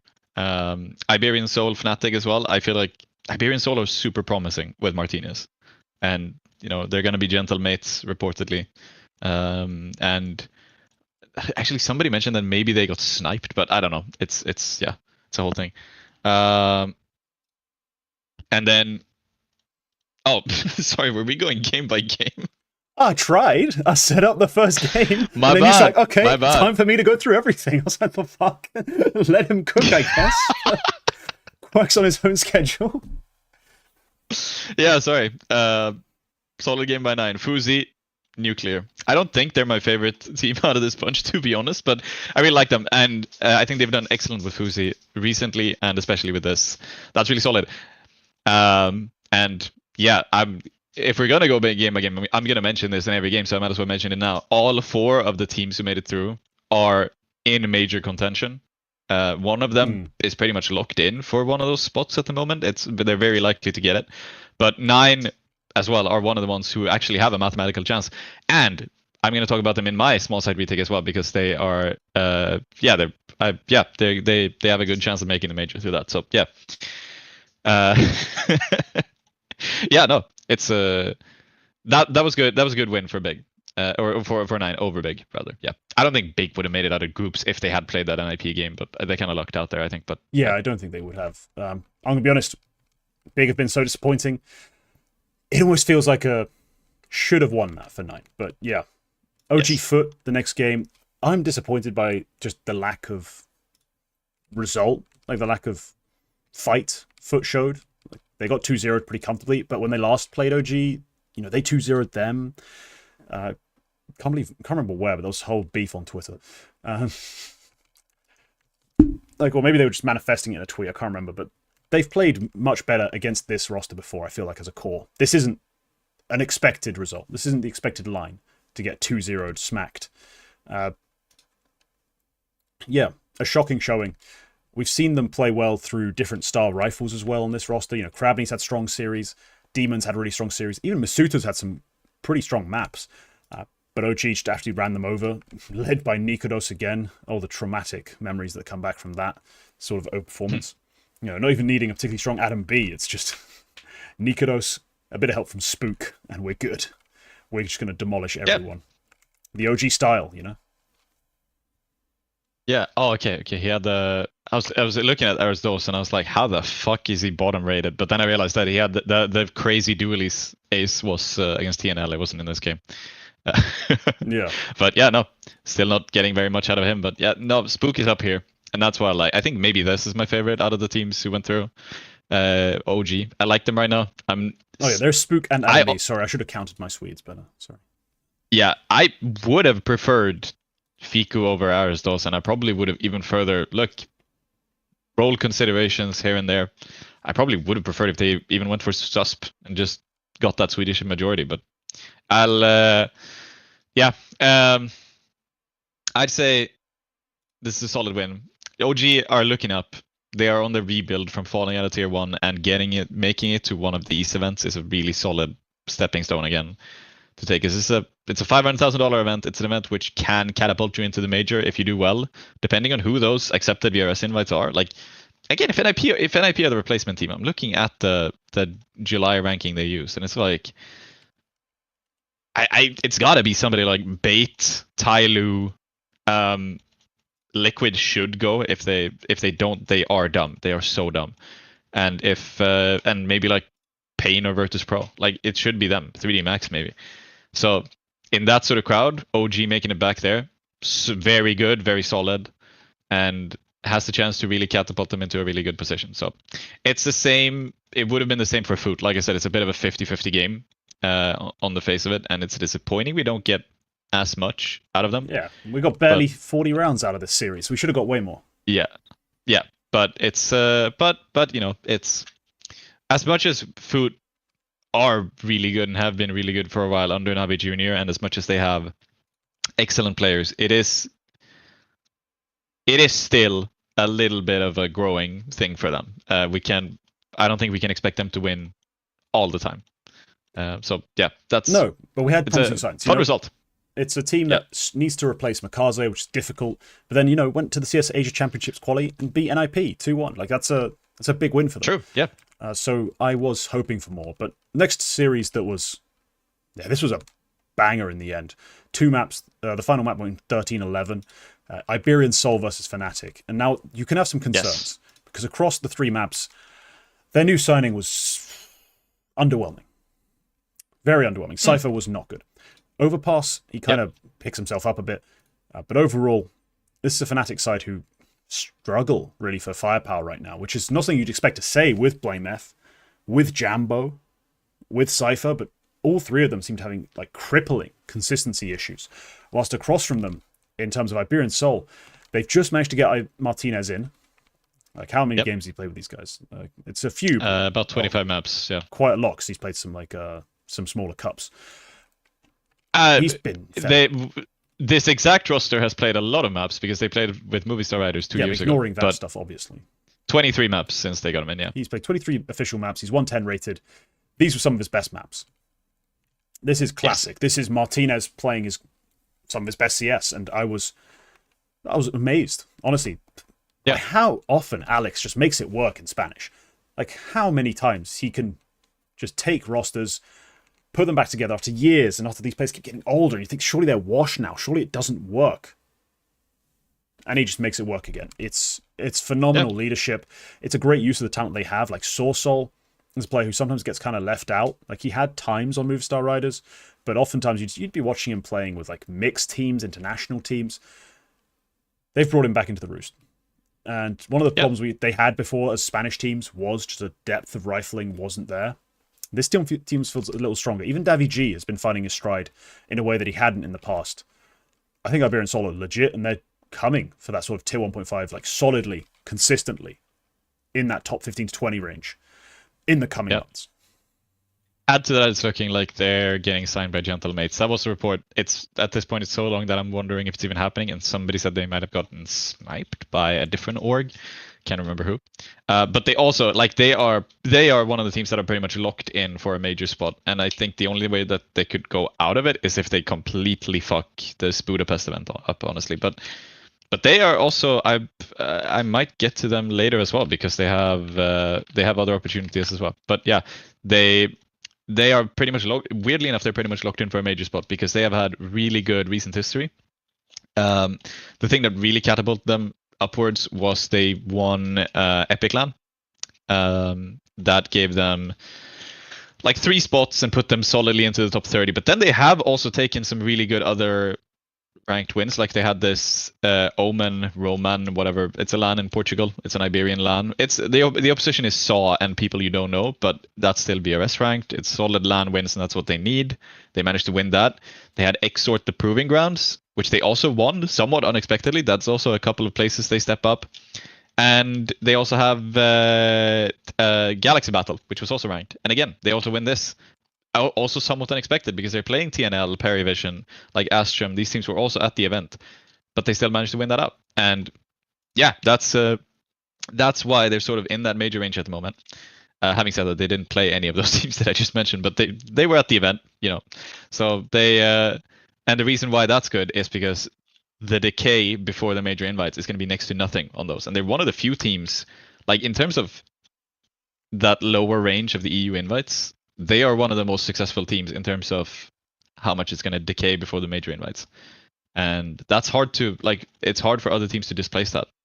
So yeah, that's why they're really solidly in the major range. They're really promising at the moment, which is weird to say, but I think part of the reason is also that this exact team has played together before and they still decided to run it back. They still decided that, okay, we had these players in Movie Star Riders 2 years ago. It didn't really work out. They still decided to run it back with exactly the same 5. I feel like that's a really good sign for the chemistry they have, the fact that they want to do that, etc., etc. So that's solid. Something I like from them is that they're really well-rounded. There's no obvious weakness here. Davy G is the guy you would think is definitely the weakest guy on this team, but he's not weighing them down hugely. He was solid against Fnatic. Historically, he's been a problem, but in this run, he's been fine. Really good. I've not had any complaints. And Mopos, at times in the past, when the Alex-led teams would succeed, had to do a lot more of his entry roles than he does on this team. You needed more impact, more round-winning impact immediately. He's been more of a supportive entry on this team. In terms of, he's running the entry pass. He's not necessarily opening up bomb sites quite as consistently, but the trades are there. The closers are there. And man, we've got an AWPA playing confident, effective CS the way Martinez is. You don't need to always have the advantage going into the late round. He can claw them back. He can make it work. No, they've been really impressive. So full credit, honestly, as always, goes to Alex. I mean, fair enough. You didn't manage it in English, but you sure can do it in Spanish. English or Spanish. Yeah. The final. I like that. Yeah. The final team to talk about. Paravision. Yes. And they also had a very solid win. It's a LAN return, finally, I think, for James. I don't think he's been back since he joined Paravision to a big LAN event. Let me just double check that. Not one of significance, as far as I'm aware. There's not been a Paravision qualification to something real. Shanghai Major RMR, but they came last. Exactly. Not a whole lot. And this is the roster that caught a lot of our eye. Oh, and also James wasn't on there. Yeah, okay, never mind. Yep. That the way it was assembled, right? Because Paravision initially had some more veteran pieces, let's put it that way. Had some players that you were a bit more iffy about. Patsy, Art Frost, Kickert, at one point Travis, and they slowly replaced them with just young, typically kind of aggressive star riflers from lower in the Russian scene. And it felt like they were just got the Infinity Gauntlet, we need every star entry anyone can have for us. Now, they already had Belchanok on the roster. They signed Nota, and I was already a bit concerned at that point. I was wondering what they were going for. Then when they added Cielo, I was like, okay, we're just rethinking what these players are actually going to do on our teams. And we're just signing skilled players. Then they added AW. I was like, yeah, okay, they're just going all in on this concept. If he's skilled, if he's Russian, if he's confident looking, at least in the way he plays, we want him. We're going to try and make it work. It's meant that a lot of players have taken shift up in their roles relative to who they were before. but it raised their theoretical ceiling a lot. It's like, if it works, I've seen this guy out-aim people, I've seen this guy dominate the server. If it works, it'll be fantastic. This is probably the first true result, like the first result that's actually significant. They've had some solid wins here and there. They've had some good runs at lower level cups. But this kind of qualifier win, getting themselves to that LAN, it's the first real milestone for them. So really impressive. I mean, it took a hell of an effort to get past Ecstatic, who have their own star rifler in their own right in Syra, who kind of went toe-to-toe with them for the entire series. It was another monstrous train to start it off, though. Ecstatic just getting used to it, I guess. Endlessly playing overtimes on that map. But Dust 2 Inferno go the way of Parivision, with Cielo actually being really impressive across all three maps. Belchenok up there with him, but Cielo kind of unexpected, a little bit. He's one of the fresher players, but loving seeing it. He was great on Gun 5, and he's been really strong so far here. Well, Train is a specialist map for Ecstatic. It has been all year. Like, they have 77.3 on there, and it's their joint most played map all year with 44 attempts. So I'm not surprised it goes that far for them. But I am excited that that Parivision managed to make it through, because I really like the way they were going for youth here, because that's what James did when he first sort of burst on here, is that he was the center point for the Avangard roster, which started, making, like, at that point, it's almost hard to think about, but when you had Buster Kicker, even before you had Adren on that team, and Sanji and them, that was a very young roster. And they were making it pretty deep. Like, even as early as the Katowice major, they very nearly make playoffs in 2019. They do make the major final, obviously, later that year in Berlin, and they win the Blast Pro Series, which is a little bit of a Mickey Mouse thing, but it's very solid. And I will just add to that was at this point 6 years ago, when James himself was 19, 20 years old.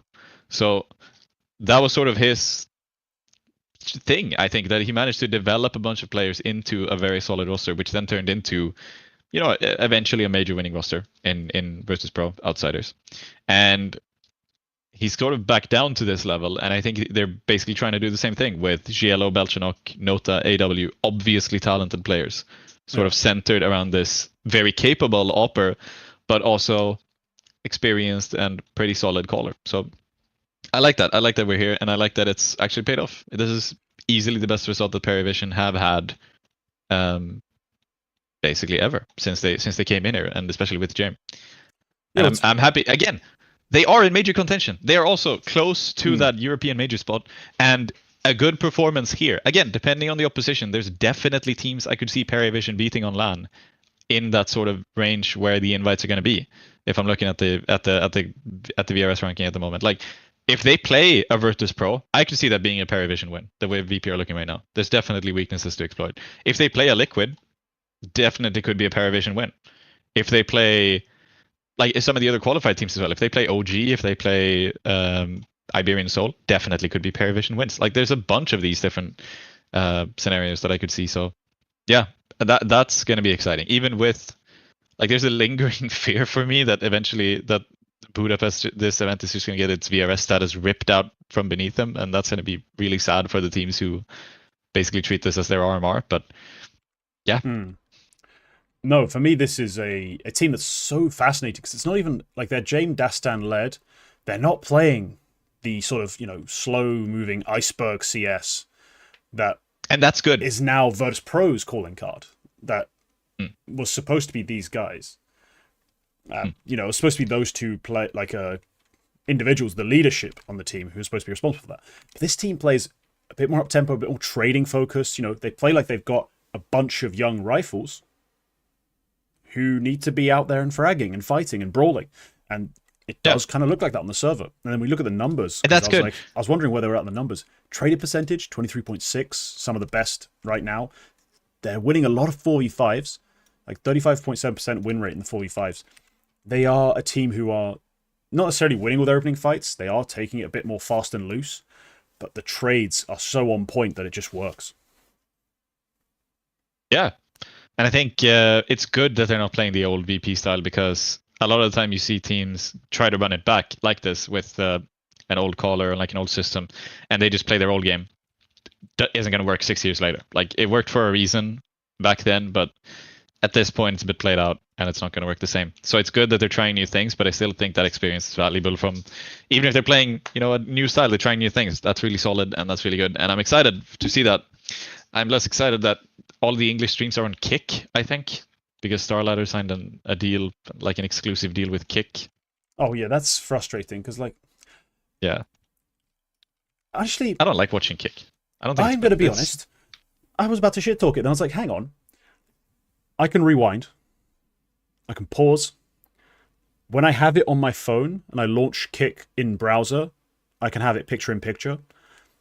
I've had no problem with the Kick experience in terms of usage. Now, I get why people don't like Kick, conceptually maybe, or they don't like, the lack of moderation, the things that go on the platform overall. That's a separate issue. In terms of watching CS on it, so far it's been better than Twitch. I'll tell you one thing, which I really don't like about Kick. Which is, it's partially been sold on the fact that it's going to be a better experience than Twitch. It's part of the reason, the way it's been pitched. The weird thing, the funny thing is they use exactly the same infrastructure. It's exactly the same AWS servers as Twitch. Mm-hmm. And the only reason that you might think it's faster, you might think it's better to use, is because they have a smaller user base and they haven't scaled to the same degree as Twitch. So now that people might be moving over to Kick a bit more, that's going to go away. Yeah, neither one of those things were my reason for liking it. Neither one of those things mattered to me. For me, this is one of the early things that people really cared about. Literally, for me, it's just been, I used it on my PC and I could pause, rewind. I didn't realize that. Later, I opened it was the only stream available, was a Kick stream for one of these games, I think it was, and I could picture in picture. I was, yeah, cool, that's good. I don't know. I'm happy. I have other solutions for picture in picture, and a lot of the time I like to watch on the TV. I've never tried that with Kick. I don't know if that works well. I mean, usually I prefer YouTube. For the big events, I prefer YouTube. I like YouTube too. YouTube is the conclusion for me. It can do all of those things better, basically. And that's why I've been streaming on YouTube. That's why we are streaming on YouTube. I used to have a Twitch account that I used for streaming. Please don't demonetize us. We do love you, YouTube. Please. Yes, we love you. We love you. I haven't said the C word all episode. Please give me my money. Please. But yeah, that's kind of it. That's the Starladder Qualifier. Now, you've got a pretty interesting small site. Similar vibes in certain places, but overall, different key event. What's going down exactly? What the fuck is Frag Blocktober? Philadelphia are running an event in Block, which is a part of Philadelphia, I think. It's just called fucking Block. And it's, it runs from the 2nd to the 5th of October, which is, if you're perceptive, that is one day before the cutoff for the major invites. And they've given it some alternative names. Frag Blocktober. It's also called Blocktoberfest, the Hunt for the Red Blocktober, and the NA Armor is also what they have listed on their website. Okay. Because this is the last call. This is the last call for a last push towards the major, and that is why a lot of teams within that range have signed up to really try to solidify their spot. And they actually expanded just the other day. They expanded to 48 attending teams instead of 32. And that was partially because so many European teams showed up that they were like, okay, we are Philadelphia, we run local NA lands. We should expand so we can have NA teams attending. But yeah, they sold out really quickly because all of the European teams were signing up. So I'll just list a couple of these. And Zero Tenacity, 500, Fnatic, I think they're in major contention. I think they're pretty close. 9Z, definitely in major contention. They're just a couple of spots out on the Americas ranking. And yeah, solid opportunity for them. Eyeballers, unfortunately out of major contention. But hey, they can still make big gains here. Medisport, again, same thing. Then there's a couple of North American ones. Marsborn is maybe the one you care about. Blue Jays, Boss. OG, Kolesi, that Polish team. Wildcard. You like Wildcard are really trying here. Big, 9. Again, in this Starladder Qualifier, we're really trying to make it through here. They're also going to be here in the NA Armor. Bunch more American teams. NIP are here. Ecstatic are here. They were one of the ones who signed up after the expansion. So, there's more Europeans coming in as well. There's still a couple of spots up for grabs. Min Late are Polish, right? Am I wrong in that? Oh, Min Latte. Just tell me some of the names on that team. Maybe I'll know. No, okay. Min Late are Polish, French. It's Amanek and Polish with a Portuguese. Oh, Super that weird. group. Right, gotcha. Weird. Okay. Complexity, which is going to be Passion UA. Inner Circle as well. Bestia. We talked about Bestia before, how they're outside of major range. This is the sort of event that could catapult them. This is the sort of event where if they get just a couple of wins here on LAN, that's going to shoot them up the rankings. Copenhagen Wolves, same thing. They're very low ranked, but I think they have upset potential as well. ENS are here, SAW are here, and then a bunch more American teams. So yeah, there's a lot of, this is going to be a cool event to watch. And the way it's looking, let me just see, what's their prize pool? $10,000. It's not a lot, but I expect that we might get maybe top 16 get VRS coverage here. So out of the teams I mentioned, pick 16, and those are the teams, and factor in some upsets. There's going to be some fun shifts just before the major cutoff here, I think, and it's worth paying attention to, especially if you're American, for all of our American viewers. And yeah, I'll be paying attention the morning after because I cannot be fucked to stay up that late to watch American Counter-Strike games. But it's a cool thing. It's a really cool event. No, yeah, it sounds fun. Look, I've always appreciated events like Frag. Look, I think they're cool. Local lands. It's getting weird with the VRS implications and Europeans just going across the Atlantic over and over again just to milk it, basically, is getting a bit strange. But at least they're doing something reasonable in terms of expanding the slots to make sure they can still get the NA teams in. You know, I appreciate that. But it is strange to see all of a sudden all of EU showing up to Frag. Usually it was like, you know, North American thing. It's a bit of their little problem.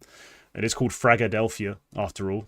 It is named after a city in the US. So unless they are trying to make some pun on the origins of the name, but anyway, it's cool.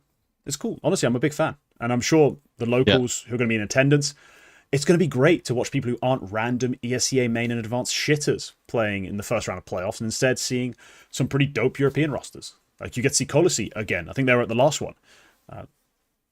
Yeah. I'm pretty sure. Yeah, they lost a player since then. I think one of their players got picked up by someone else, and they had to make a change. Yes. But they're still pretty good. Kisarek went to Sinners, yeah. Exactly, yeah. So no, I think this is a pretty cool event. I think it's interesting that it's going to decide so much as far as what happens in the major. But I'm down for it. I will be following. Yeah. I mean, I'll watch every game, but I'll give it, you know, a check-in or two. Yeah. But all right. Now we move on to the newest and weirdest, but also most fun segment that we've added recently. And that is going to be the Retake Games. We need a special theme song for it as well. Like, you know, like when you open up Marisonic the Olympic Games, there's like epic sort of music plays. Like, we need that to play when we do the Retake Games. Like some shit. But anyway, we're going to start off with yours. You've put hot or cold. I'm assuming these are new rules. We're going to have to tell people. Yes. What's going on? So, the game here is that this is pretty simple. And we're trying this for the first time. But we'll see how this goes. I am going to pick a player or a team. And you get 15 guesses who that player or team is. And the thing I answer with is a number, 0 to 100, depending on how close you are. And from those 15, so like if I run an example, you know, I pick Simple. Maybe you say Zaiwu. I'll say, you know, that's like a 60. They're both operas. They had a big rivalry for a while. It's close. Then you pick Vitality. I say 20. Nowhere near. And then you say Stockholm Major. I say 95 because that's the major he won. And then, you know, you might go, okay, so Zaiwu rivalry, Stockholm Major. It's simple. All right, so those are the rules, and you can throw whatever the fuck you want in here. One of the examples that I think of is if I pick Taz and you say Mercedes, then I'll say 99. And yeah, so when you pick the player, that's 100 basically. So you need to get closer, and we'll see how this goes. So I actually haven't picked anybody. I wanted to do this on a whim, so I'm just gonna. I'm not gonna make it super difficult. I'm not gonna pick Flom or some shit like that. I'm gonna try to be decently notable. But yeah, all right, I have somebody in mind. Okay. Let's just get a feeler in. Let's just throw out a name. Let's see if that helps me in any way. Let's start with one of the big ones.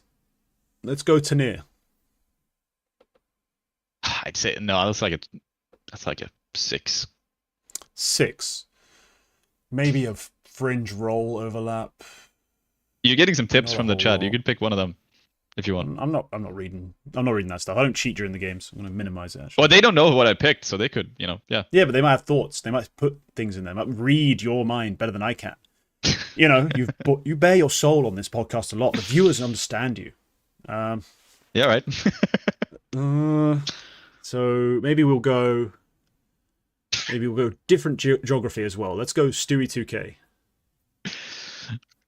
It's probably like a 13, I'd say. 13. So we're getting better. Make it an 18.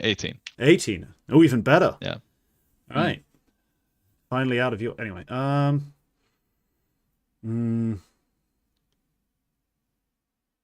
Let's go for a team. Screw it. Let's go for a team. Vitality. It's I'd say that's probably like a 15. I think it's further away.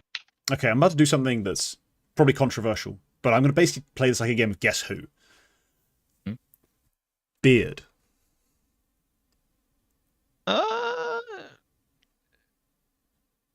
It's like a I'd say it's probably it's a 50. It's a straight up 50. 50. So there's something there. Yeah. There's something going on in the face. It's a 50%. Yeah. 50%. I need to make some sort of track of like what I've actually said. So Vitality wasn't a great pick. So I can eliminate them. There's a lot of shitty facial hair on that team, but I'm going to eliminate them. 50. It's not the Mongolz. They're all baby-faced. All right. This could be anybody, by the way. Like I could have picked somebody new, somebody old. Ancient. I like all the people who say it's clearly dead, Fox. All right, they know me. Let's try Imma. No, we're back down to like a 13. That is a 13. Okay. Kiyoshima. No, honestly, that's even worse. That's a 6. Kiyoshima. Yeah. Let me look. I would say you're up there. I'll say 62 tentatively. Okay. 62. I'd say that's a 70 blank. That's a 70 blank. That's a 70. Kiyoshima. Yeah. A lot of ties. So Kiyoshima, historically aggressive rifler. You've done 6. You have 9 more. No worries. I'm not in any panic about my number yet. Kiyo, aggressive, French, shit facial hair, glasses. That's probably not too important. Probably more the era that's important for what is going on here, because he's not a recent player. So I think Shocks would be a higher number. I think Shocks would be way higher. Maybe Cloud9 Link. All right, I'll try Flusher. Ooh. So they didn't play together that much. But... I'd probably say that's like it's a Flusher's like a 73. You're closer, but it's not a huge amount. Make it 78. I'm switching from 78. You could get closer, but yeah. In relation to Kiyo, I'd say, yeah, it's closer. Okay. Maybe Swedes are important. Maybe Cloud9 isn't the key I'm looking for. Shit facial hair Swedes. There's probably a lot of them, right? I mean... Didn't have to do that. All right, let's go... Let's go Dennis. Swedish Dennis. It's like a 79. Like it's marginally. No, it's an 80. It's marginally closer. It's marginally so maybe closer. NIP is critical here. NIP, shit facial hair. Is it you jerks? No. Is that a guess? Yeah, I'm guessing shit, man. I'm throwing stuff out. U-Jerks is a 22. Oh, it's just definitely not U-Jerks. Maybe I need to go back in time. Maybe the period was more helpful as well. I mean, Rez has been there forever. He's been a clean-shaven dude. Okay. Yeah, he wouldn't be a 15 beard. I'll tell you that much. bald? No. How far from bald is it? That's an 11. Okay, so I'd say. pretty far from bald. Decent head of hair. Decent head of hair. I mean, Yeah, I Get would say Right so. had hair at the end. At the end, is he dead? Of his time on the team, dickhead. Come on. Which was around that period. Let's go Get Right. Correct. 100. Let's go. Nice, you got it. Very got nice. there eventually. All right. I think that was good. That was a good game. Oh, so shit. I'll explain my Devrat reasoning. Singh, welcome to the court. Thank you. Just finally open chat back up. I don't think anybody said Get Right, so I think we're good here. Nice pick with Pith from Cake. Very nice. So I'd say Tenier and Emma, they were low because these are recent players. They'd never played with Get Right. Like Get Right could be their dad. Yeah. Stewie was closer because he played in similar era. Like they definitely played against each other. That was my era hint, I think, at that point. Like I was like, yeah, but also like when Stewie was peaking, Get Right was sort of already out of it a bit.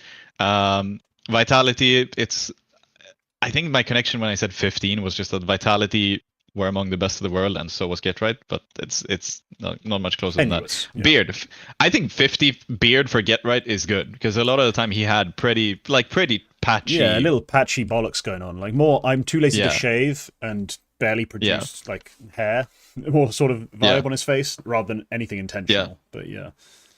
So yeah, then Keo was closer because of this. They played in the same era. I think they played major finals against each other.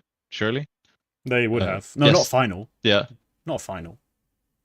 Oh, no, wait, Keo yes, would have beaten yes. NIP to one of the majors at least. Maybe both. Not in the final. I don't think in the final. Was he there for 2014? Keo won both of the French majors. For 2014, was that against Get Right? It was, yeah.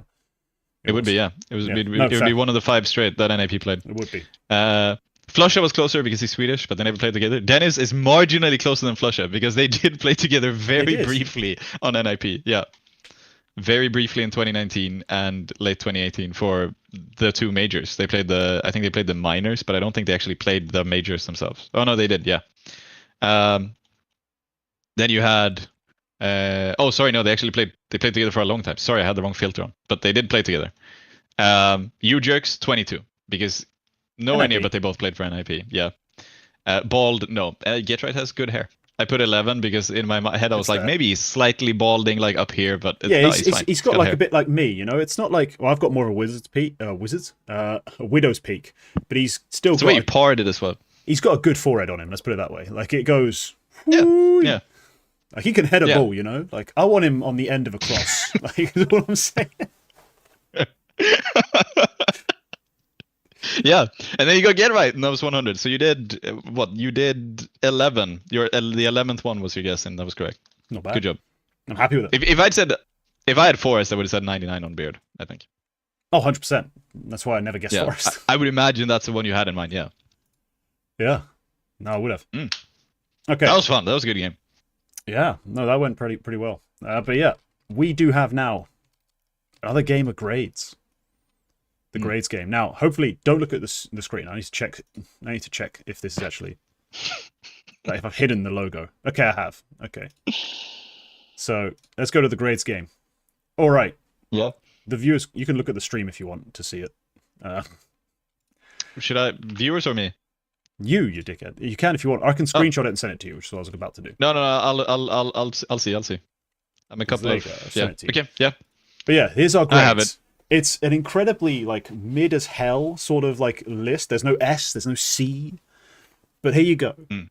Which team is this? These are current grades. You have your 3 lifelines as you always do. See if you want to use them. But yeah, have a look. What do you like? It's a current team. Can I ask if this is it's current grades? Is it also a current team, or did you do current grades for the players? No, of I only do team? current teams, current grades. All right, good.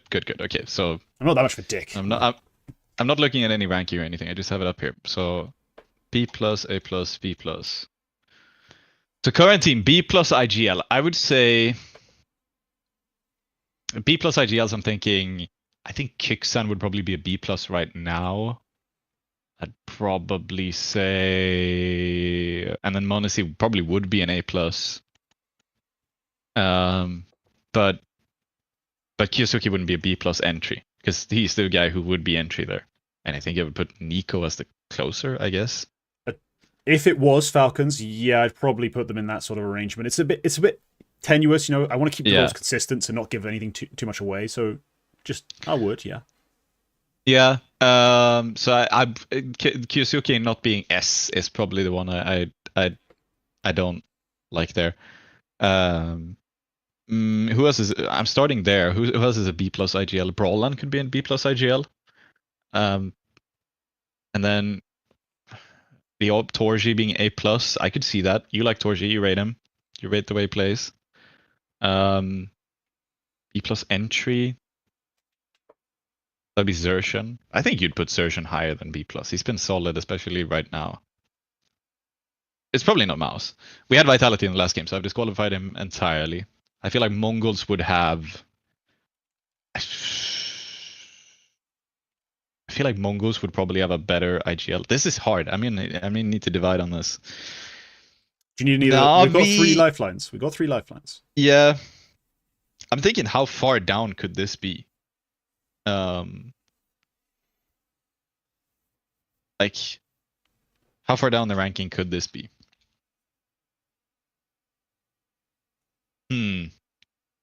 No, okay. I'll take the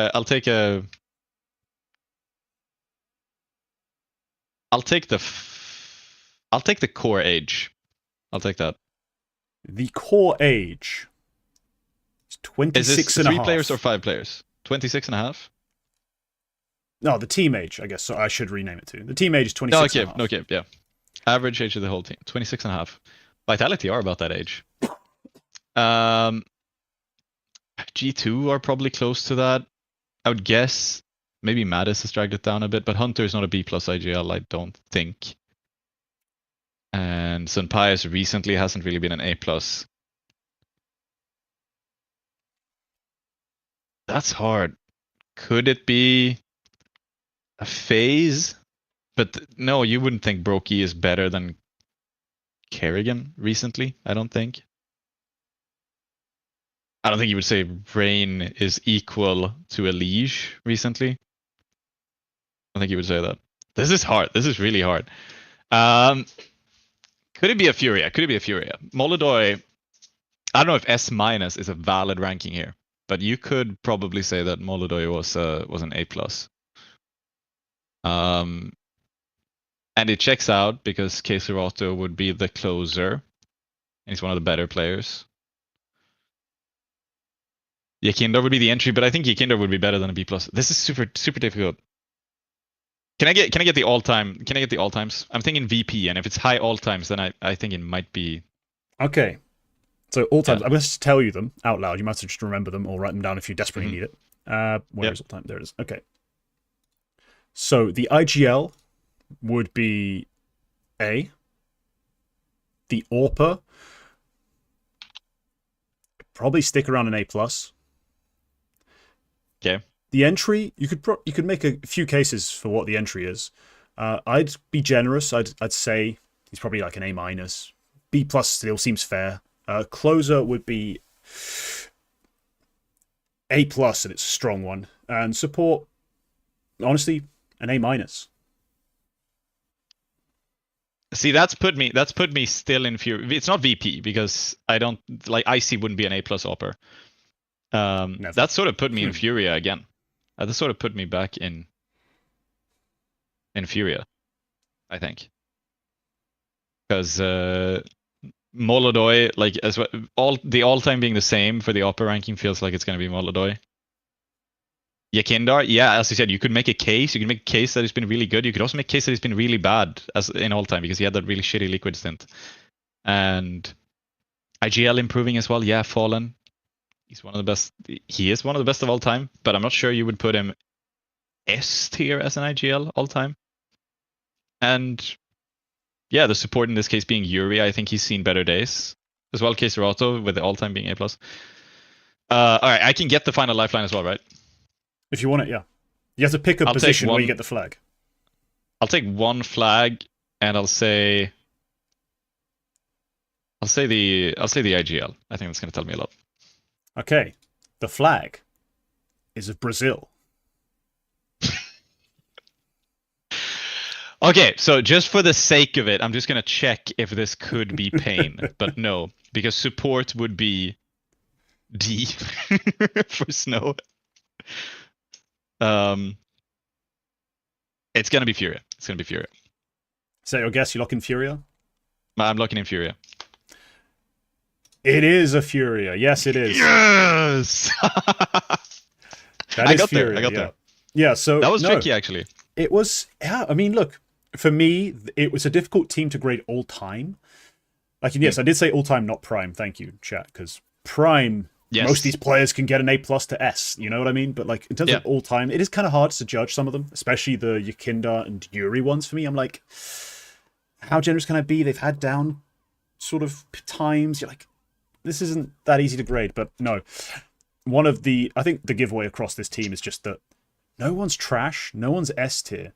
And with all the teams who kind of fit in that sort of narrow band in terms of you can't be like the 16th ranked team in the world and have no one at C, you know? It kind of feels like no one has the exact combo. Like someone's got a terrible sport, someone's got a mid as fuck AWPer. You know, someone's got elite players in certain positions, like MOUZ arguably do. That's why they were quickly eliminated, I think. Where it's like you can't be talking Bs for Xertion. I know the MOUZ experience this year creates these very underwhelming average stats, but a game watcher knows like Xertion deserves that A minimum. So yeah, no, good job. I mean, you used all three lifelines, but still, you made it work. I did. I think what gave it to me, like what made me really think Furia was the all-time for Yakindar being you could make a case, because you could make a case a lot of different ways for Yakindar. Like it's hard, yeah. You could make the case that he was for parts of the Liquid stint really good, for parts of it really bad.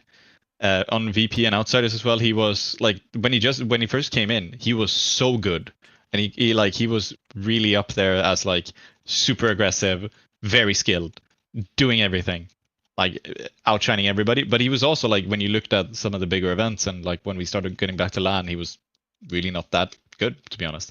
So you can make a case for a lot of different ways for Yakinder. So I like that. I was about to ask for the flag for the Opera, but I realized since I was sort of dividing between VP and Furia, that wouldn't have given me anything because they're both Kazakhstani. But yeah. Okay. Yeah, I mean, look, the day I give IC an A+, so that you can take me out back and shoot me, because that's just not me anymore. But okay, whatever. That's just what it is. But yeah, let's get back to the show. I like that. Good games. Yeah, we do have now the Eternal Shuffle. Yeah. Even on a quiet week, it's still ongoing. You know, we talked about how there's not much to talk about in the Eternal Shuffle, but there's still something. There's still some stuff going on, mostly thanks to Spirit, isn't it? Like, I don't know what else there is really to talk about. That's going to be the big conversation point, I think. I thought this was last week, so I didn't put it in at first, but no, it is this week. So we are going to talk about Zontics again. The report is that, or actually the confirmed transfer is that Tenir has been sold. And the report is that the destination is Spirit. So the original report, or the original news from Heroic said that Tenir was sold to an undisclosed team with reportedly, like, a lot of people have inquired about Tenir, like a lot of teams have inquired about him. But this sale had a specific buyout clause for this team, this org, right? And that was the really weird phrasing. It was like, we started immediately speculating, and we were like, who could he have this sort of affinity for?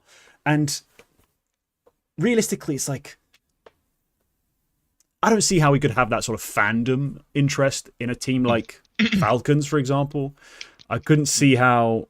I could see, actually, how he could have like a VP clause. VP have been historically very ingrained in the CIS scene. They've had great teams in the past. They've currently got some big players. Maybe when he signs his contract, he wants to play for them. But then Spirit, I guess, is one of those ones where you're also like, kind of, you could see it being a thing, playing with those kinds of players.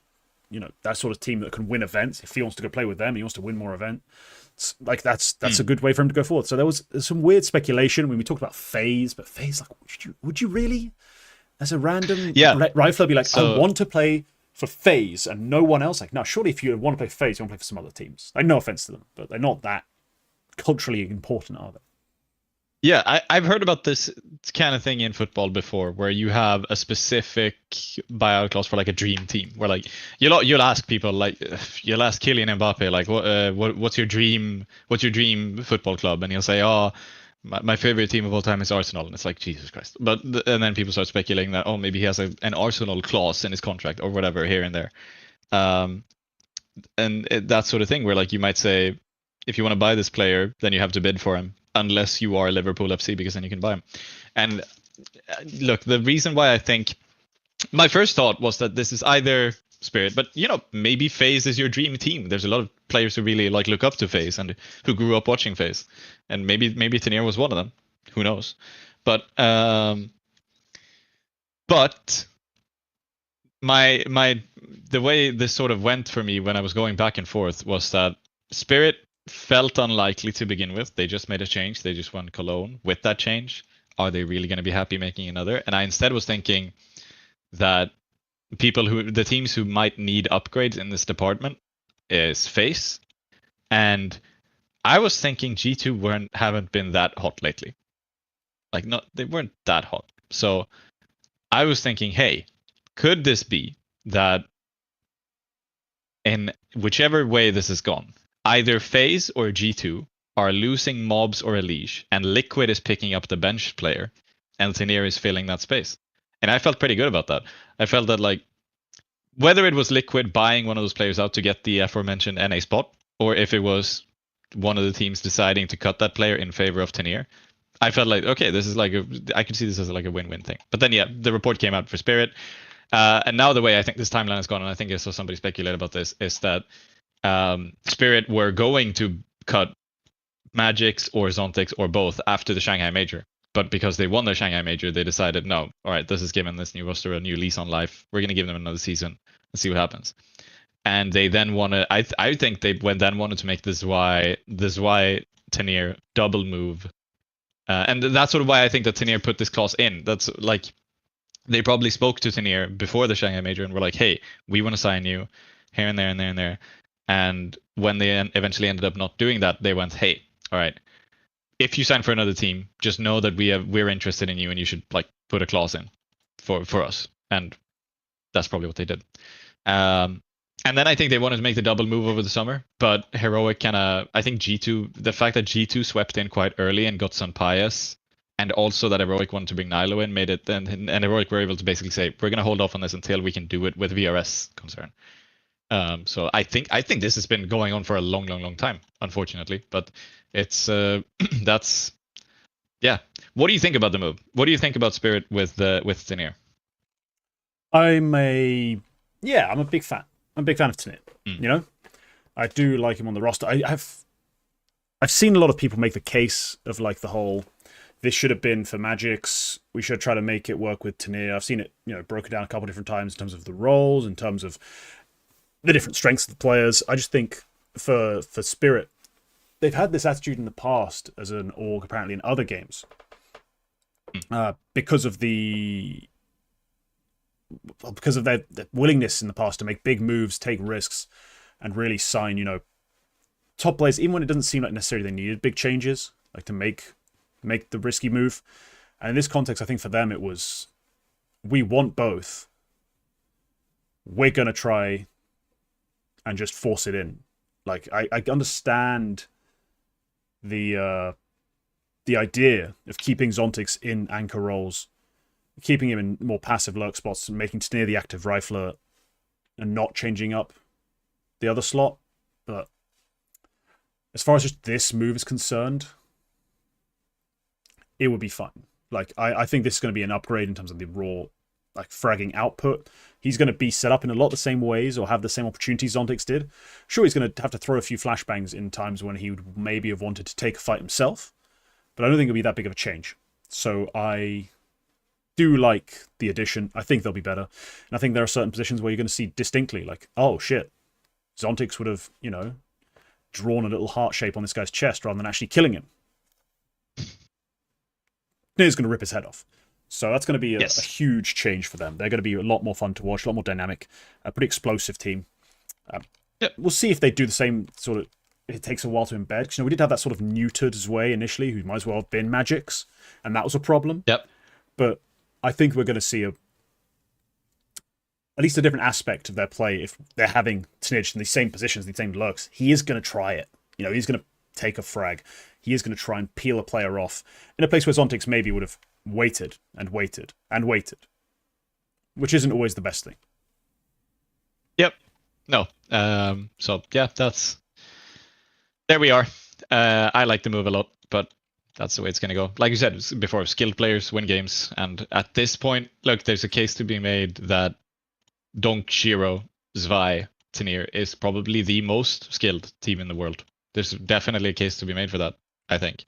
When you're comparing, in the end, you're comparing Zweih and Messi, and you're comparing Tenir and Rops. I think Rops wins, but yeah, it's like you're approaching vitality levels of talent. I mean, you could argue you surpassed the raw talent overall, but obviously there's more to the game than that. And also, you'd also have to be considering, Falcons still exist. As much as we are on the downswing on them, and a lot of us are very down on them, in terms of their ability at the top end, like in terms of how good they can be, they are better. Like they could be considered better. And then you also have to say, look, we're always sucking off Mongolz and their aimers. Raw mechanical ability, it might still be there. So there's more facets to it than that.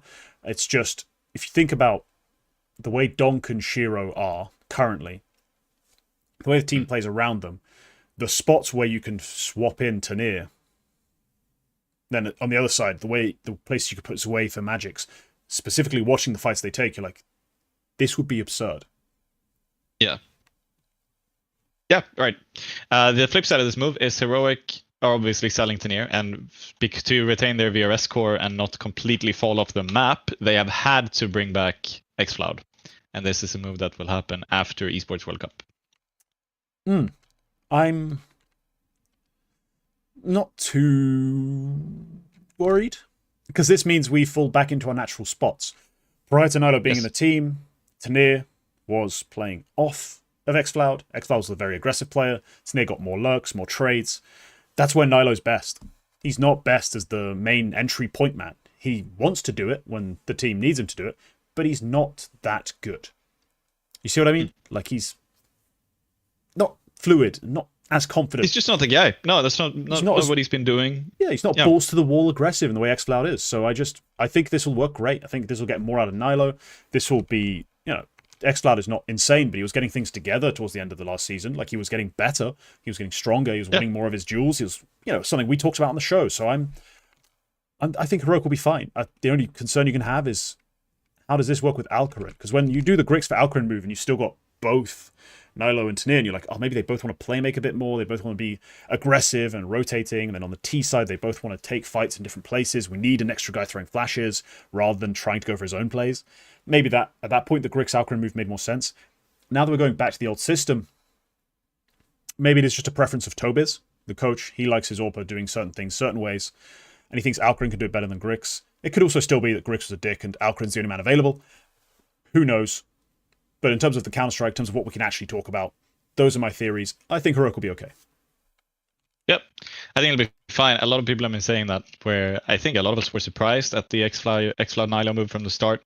And it's sort of coming back to like, yeah, this brings a more natural balance to it all. And I like the move. I think I'm not like, I will say, for people who listen to HLTV Confirmed, Striker did mention that he thought that they would lose all of their progress that they've made post Nilo because they cut both Grix and Tenir and had to bring xCloud back. It's not exactly the way the continuous course work. They still keep all those results in their context window. It's something with the recent change with how many games you need to play with it here and there. It's a very weird thing. They basically it's the way they calculate what is the roster, and it's actually kind of a bug. But the way it works, that's what happens. They get to keep it. So yeah. He was corrected on that, and I'd like to correct him on that as well, just in case you listen to that. So it's not overly worrying for Heroic. I don't like the fact that they tried to build something, and now they're obviously, in a way, they're back to square one, because they tried to build with one AWPer around Tenir, and they wanted to cut xCloud. Now they've had to bring xCloud back. They have a different AWPer, and they don't have Tenir anymore. So I don't really like the fact that it's in a way it's back to square one, but I wasn't a huge fan of how it was looking, even with Grix and Grix, Tenier, and Nilo. So maybe doing that, maybe that is the best thing for them to do. So yeah, looking likely to make the major. They have pretty good events coming up. This is a good time to do Cock of the Week because we forgot to do that. But we can if that doesn't fuck up your lower thirds, we could go back and forth. Yeah, we can do all you want with the lower thirds as long as they're there. So we can cut the Eternal Shuffle in half and talk about everyone's other favourite segment, which is the one, the only, the slightly embarrassing Cock of the Week. Right. Yes, I mean, there's a little bit of a harsh cock this one because this is a tweet from the Counter-Strike Elitists, as we mentioned before, but it's a little bit harsh because you milk that fucking group for all the content. Yes. I swear, like they are easy. Just yeah. It's a Reddit of Twitter, but it's basically it's a little bit harsh because this guy is mostly uninformed. But this is somebody who is obviously a huge Overdrive hater because Approximate has written, "Ha ha ha, Spirit just told Overdrive to fuck off. No leaks from him this time. I wonder why. Once again proving that he's been getting all his leaks straight from the org this whole time. Biggest insider fraud ever." Now, I will just note, so what he's saying is that he thinks Overdrive is full of bullshit because he didn't know about the Zontix move first. Big cutting Zontix for Tenier. He's reacting to the reported news by HLTV, and he thinks that Overdrive is full of shit because he didn't know that beforehand. Now, is Overdrive being fed all his information from the org? Yes. He works for them. He was on stage when they won the Shanghai Major. He was one of the first guys giving Donk a high five after winning the Shanghai Major. He works for the team. He is part of their staff. Of course, he's like been when like he their leaks scout for so long. Like he's been, honestly, you could give him as much credit for this run and this roster being so successful, and the donks, the Kioske sales, the Alcarin move to Heroic, potentially getting that sale done at some point. You can give so much of that credit to him. Like he is the guy who built their academy system, it seems. Like that's fucking crazy. Yeah. Like I think he literally says he says on his Twitter page, it says a Team Spirit scout. He is the scout for Team Spirit. There's a picture of him holding the Cologne trophy. That's his most recent tweet.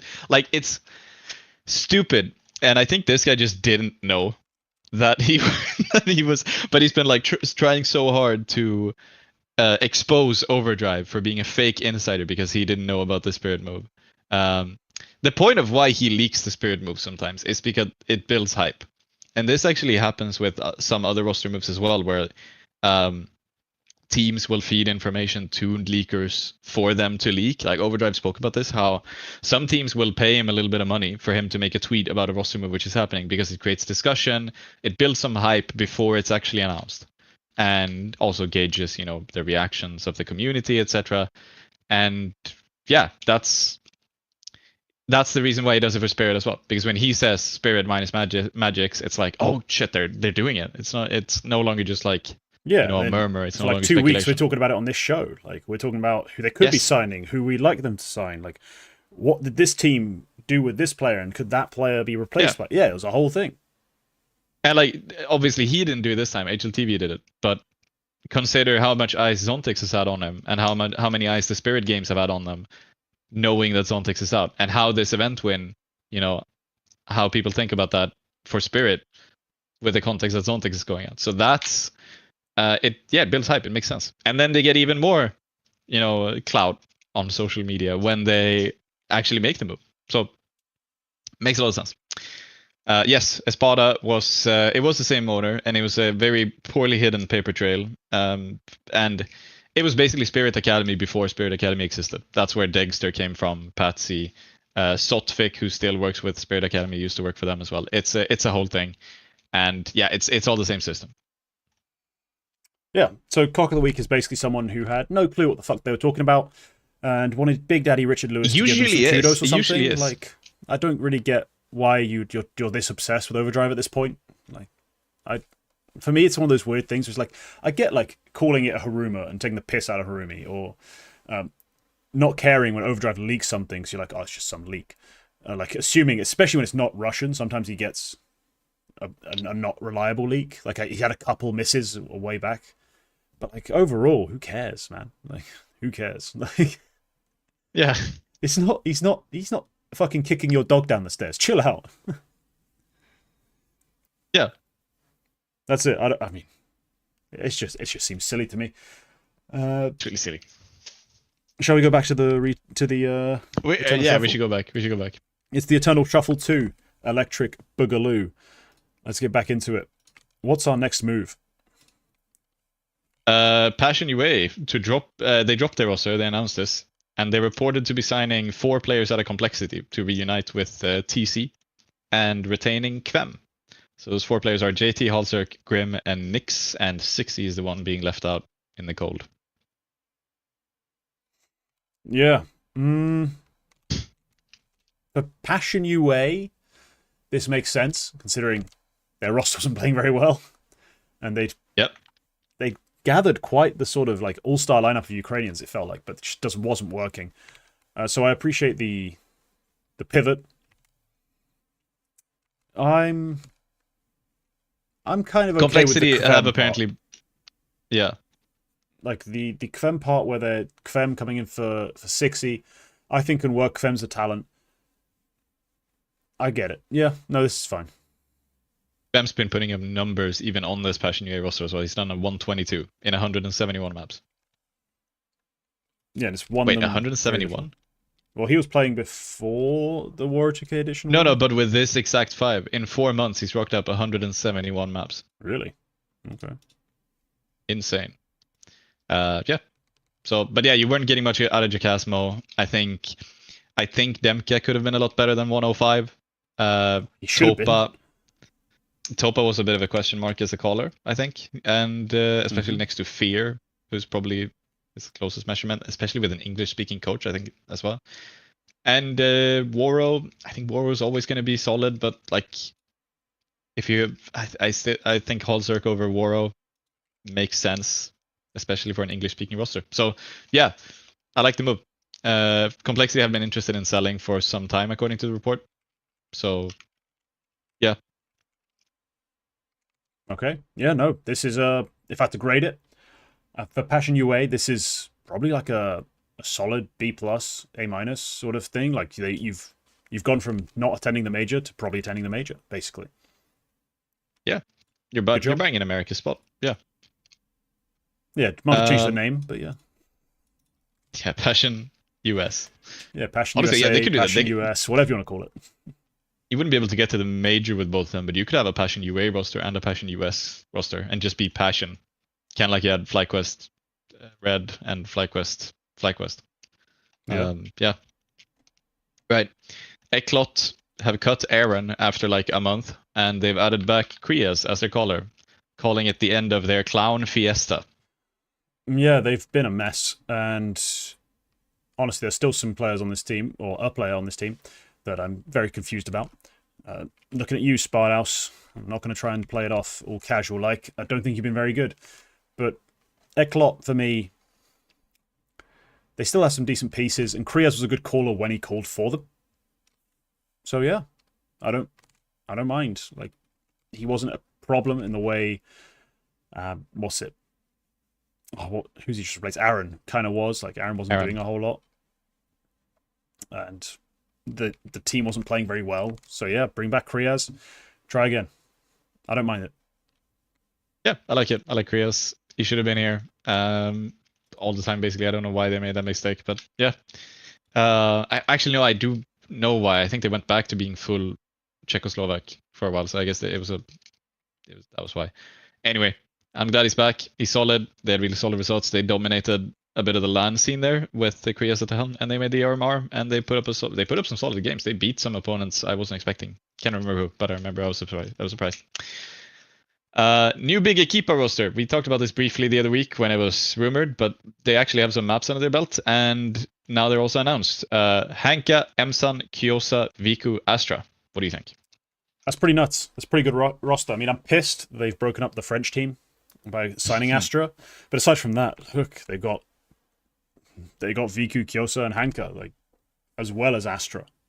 This is a crazy roster. This is a crazy roster. Like, I think Bigger Keeper are going to be amongst the contenders in the Impact scene. This is it. This is fantastic. Yeah, and I'm obviously high on Emson. She is getting better and better and better in a very rapidly. She is gonna be the role player here because of she is gonna be the tough spots player here for sure. There's definitely more established star players. I'm assuming like Astra. Would Astra or Viku op here? I don't know who would. Both could. I'd assume Viku does, but I think Viku did when they played on Navi Javelins. Yeah, she did. Because they played together. She was the AWP. Yeah. So and Astra was there for a bit as well at the same time, so yeah. Yeah, no, yeah. That, yeah. But yeah, there's definitely more star power in Hanka and then Astra, obviously, and Kyosa. Emsan is gonna get a bit of the short end there, but it's definitely that she's very solid and she's very much improving. She's also very skilled and very much developing. We saw in the national team where she was like the only one outperforming Giuliano, and like the national team, yeah, but like skill wise, you're stacking up to a lot of other players, and she was basically the only one up there with Giuliano, and that's solid to see, especially in like a LAN setting when you're missing Zaz, etc., etc. And yeah, she's very much improving. I think she was already one of the better like anchor players, one of the better supportive elements in the Impact scene, but on this team as well, I think she's and right now as well, I think it's going to look really good. And they did qualify for ESL Impact, I think, last night. So yeah, they beat Masonics team with that's actually Josephine and Ismo. That's the Astralis, old Astralis players. But they beat them like big time. So yeah, they're going to be in the next season of Impact. Beat them like a drum. It was not even a contest. Yeah, they made it through together with 888 Aura, which is Sunside and Unknown, and a few others, and Need a Chance, which is Fatal Elizabeth, and aka Hero Kajo, which is the Finnish team. Yeah, okay. Solid. Next move, Kono have obviously had some roster turmoil for a while, maybe also a bit of a clown fiesta. I don't think they had a roster, like a full roster, for a long time. This is so weird, man.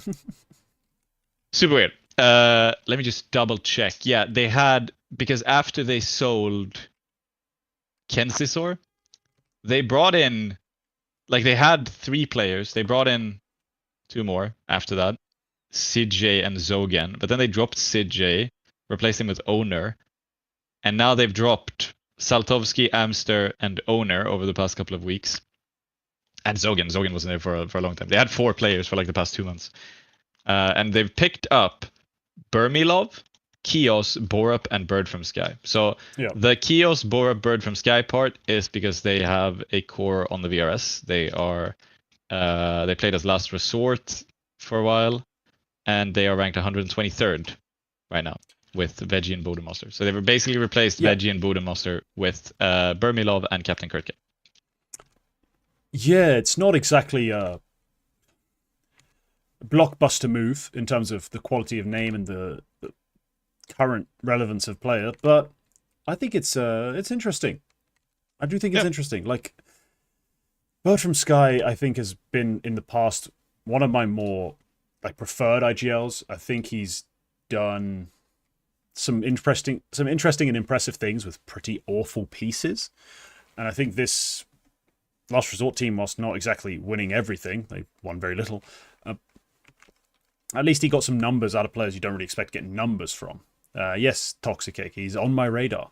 But look, Captain Kirk has been just putting up numbers endlessly on this Kono roster since joining.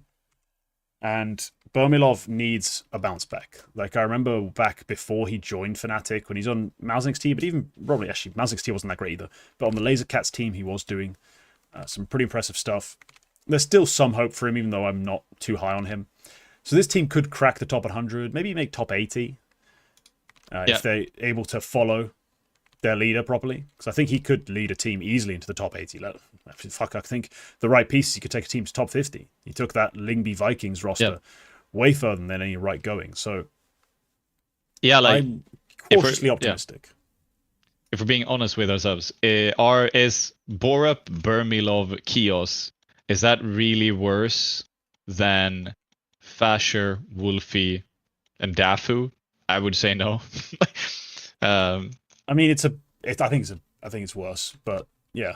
Well, right. No, we're not talking tier 1 v tier 5 here. We're talking pretty forgettable players all round, right? In terms of their impact on the scene, like they're not huge names. They didn't have gone to have huge tier 1 careers.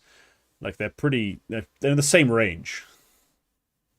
This is the way I'd say. But that's sort of what I mean, and that was still good enough to reach top 20 in online play, which is probably 35 in today's play, and that's enough where you can then make some changes and bring in some better players and really take things to new heights. So yeah, I'm fine with that. Like Bermilov, not super excited, but dropping down to the 120s, that's fine. The same thing with Kios and Borup. Yeah, they have the experience, and at this level, they're gonna be fine. So yeah, I like that. And Bird from Sky gets a chance to properly build upwards as well, so that's nice. I hope they get to play some ranked stuff. Wildcard Academy have added another player, and it's Lean. Yep. That's where he ended up. Yeah, that's where he is.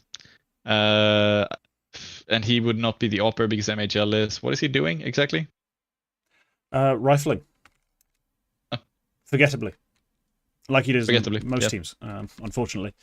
Not been fully on board with Lean. Like on the academy, Monty Jenny was fine, but he wasn't one of the key pieces. You know, that team really revolved around Gizmi and Ryu especially. This Wildcard Academy is a mixed bag of nonsense, really. I don't get it. It's strange. MHL's on here despite being better than Friend historically. Maybe not currently, just because of a lack of play. And then TMKJ, Sesen, like these guys are not players I've had much hope and adoration for, so I don't know where this is going. I just know that MHL is only here temporarily. There's no way he's here for the long run. I think Wildcard are trying to flip him or trying to start some far-flung rebuild of their main roster by signing him to this academy. So Lean is here. I'm not too big a fan. I think they want to swap him back eventually where Friend goes down and MHL goes up, but yeah. Well, fuck me sideways. Lean has played 2 maps and dropped to 1.26. Clearly, I'm wrong. He's played 4 maps. He's played 4 maps because he played 2 before he was announced, and he was ass. He was K27, 0.88. Never mind. I was right. Yeah. No, but he's a de facto wonder replacement for this team, and Wildcard Academy are not moving anywhere. Like there's you have an academy roster, you're hoping that your players can move upwards, and you know, even if they don't go to the main team, you're hoping to flip them into another team. Nobody's buying TMKJ, nobody's buying Sesen, nobody's buying Donny. Not anytime soon. It's not going to happen. At least. No. Not anytime soon. We never know, but not anytime soon. Right. Algo have cut Oscar, Quartz, and Milky after having Oscar for like a month. And they've signed 3 random Ukrainians I don't know anything about. Jakast, Hodix, and Kricky, who are joined by Griller and Nukie, and Shara as the coach. Give me something. Yo, Shara's a name I recognize. I remember Shara when he was a player. You remember Nukie as well. You don't want to, but you do. Playing, some pretty low-level Flipside Academy stuff. But yeah, I remember Shara. And Nukie, cool. This is the most forgettable pile of nonsense I've ever been presented. Next, I'm not sure why Oscar didn't want to play with such phenomenal talents such as Milky and Quartz. Mystery to me. Look, okay, this is another one of those moves where... this is another one of those moves where they're signing a VRS core, I'm pretty sure. Those 3 Ukrainians have a VRS core. They were on a team called the Glex. Yep. And Saber. Nice team name. Well, they were Saber, really. That's who they were at one point. Yep. So yeah, that's same thing as signing. Same thing as the Bird from Sky signing for Kona. Krula has not played an official map with this team on HLTV yet. Nukie's played 2 in 4 months. Like this is barely even a project. Algo and Kono should just swap, to be honest, because Algo have non-Ukrainian players, and they should have added three other European players who speak English, and like, and Kono have two Ukrainian players. They should have added three other Ukrainians. It's the net same result because they're 123rd and 128th.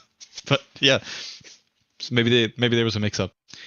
Right, and finally, this is a team which existed now, and I put them in because they actually signed some half-decent players. It's Sports Bet Expert, who signed Rec, namely from M80, but they also have Freshy and OG Wizard, and two players I don't know about, Trojan and Evan. Yeah, what a shit team name. But yeah, OG Wizard, I know. He confuses me every now and then because I go looking through stats and stuff, and I'm like, who the fuck's this Ukrainian dumpstering teams? Well, I've not heard of him. Then I see he playing in NA, and I'm like, oh, that's why.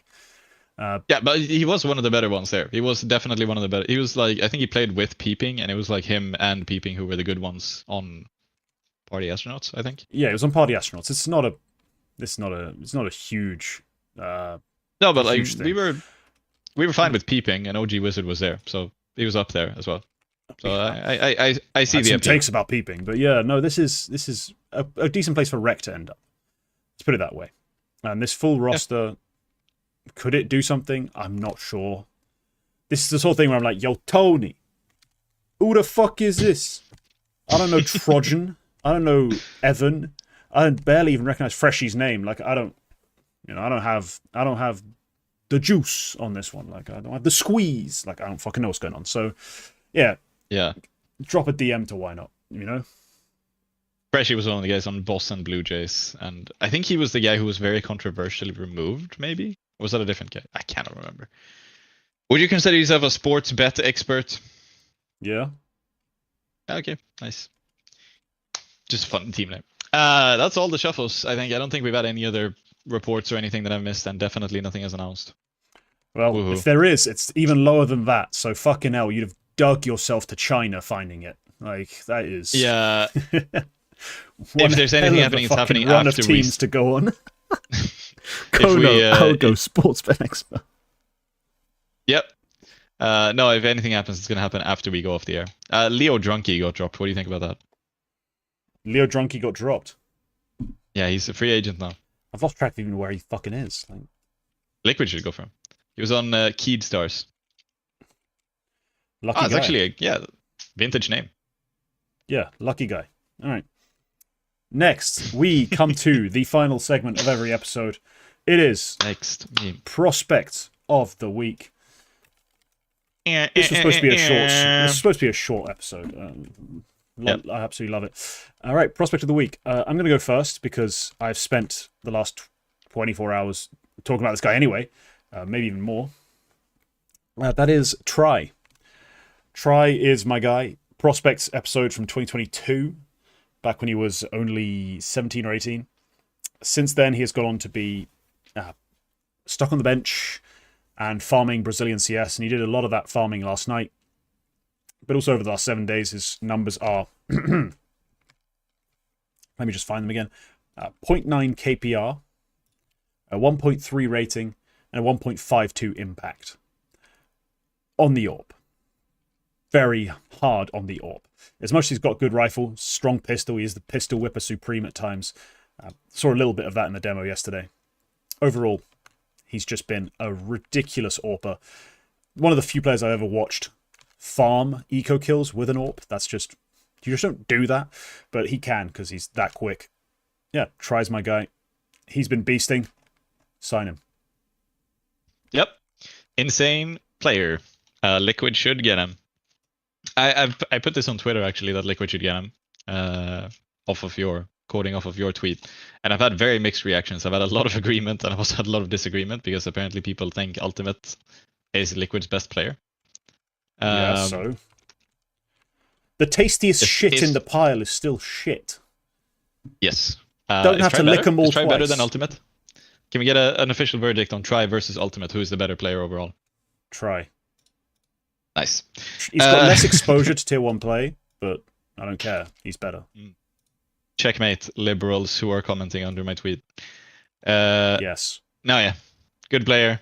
stuck in the hellscape that is Imperial, and yeah, soon apparently Skulls is also going to come to Imperial, and it's going to get even worse. So yeah, get out while you can. Good player. I've picked Maxter because Eyeballers have actually kind of been on a tear this week. They've won 4 games, but that's the only 4 games they played. So they're on a pretty good streak this week. And Maxter is very good for them. 119. He's maybe not the big standout in all of the games, but overall the best player on the team, which is solid to say. Sorry, that's Dex. I should have picked Dex. I'm going to pick Dex instead. You're going to have to watch Dex demos. I don't know why he didn't show up. Or is he too old? No, I'm not. Oh, he's too old. No. Okay, I'm picking Maxter. Also not watching Maxter demos next week, because this week's streams are all going to be massive research blocks into the players we're going to be having for the next prospect, potentially.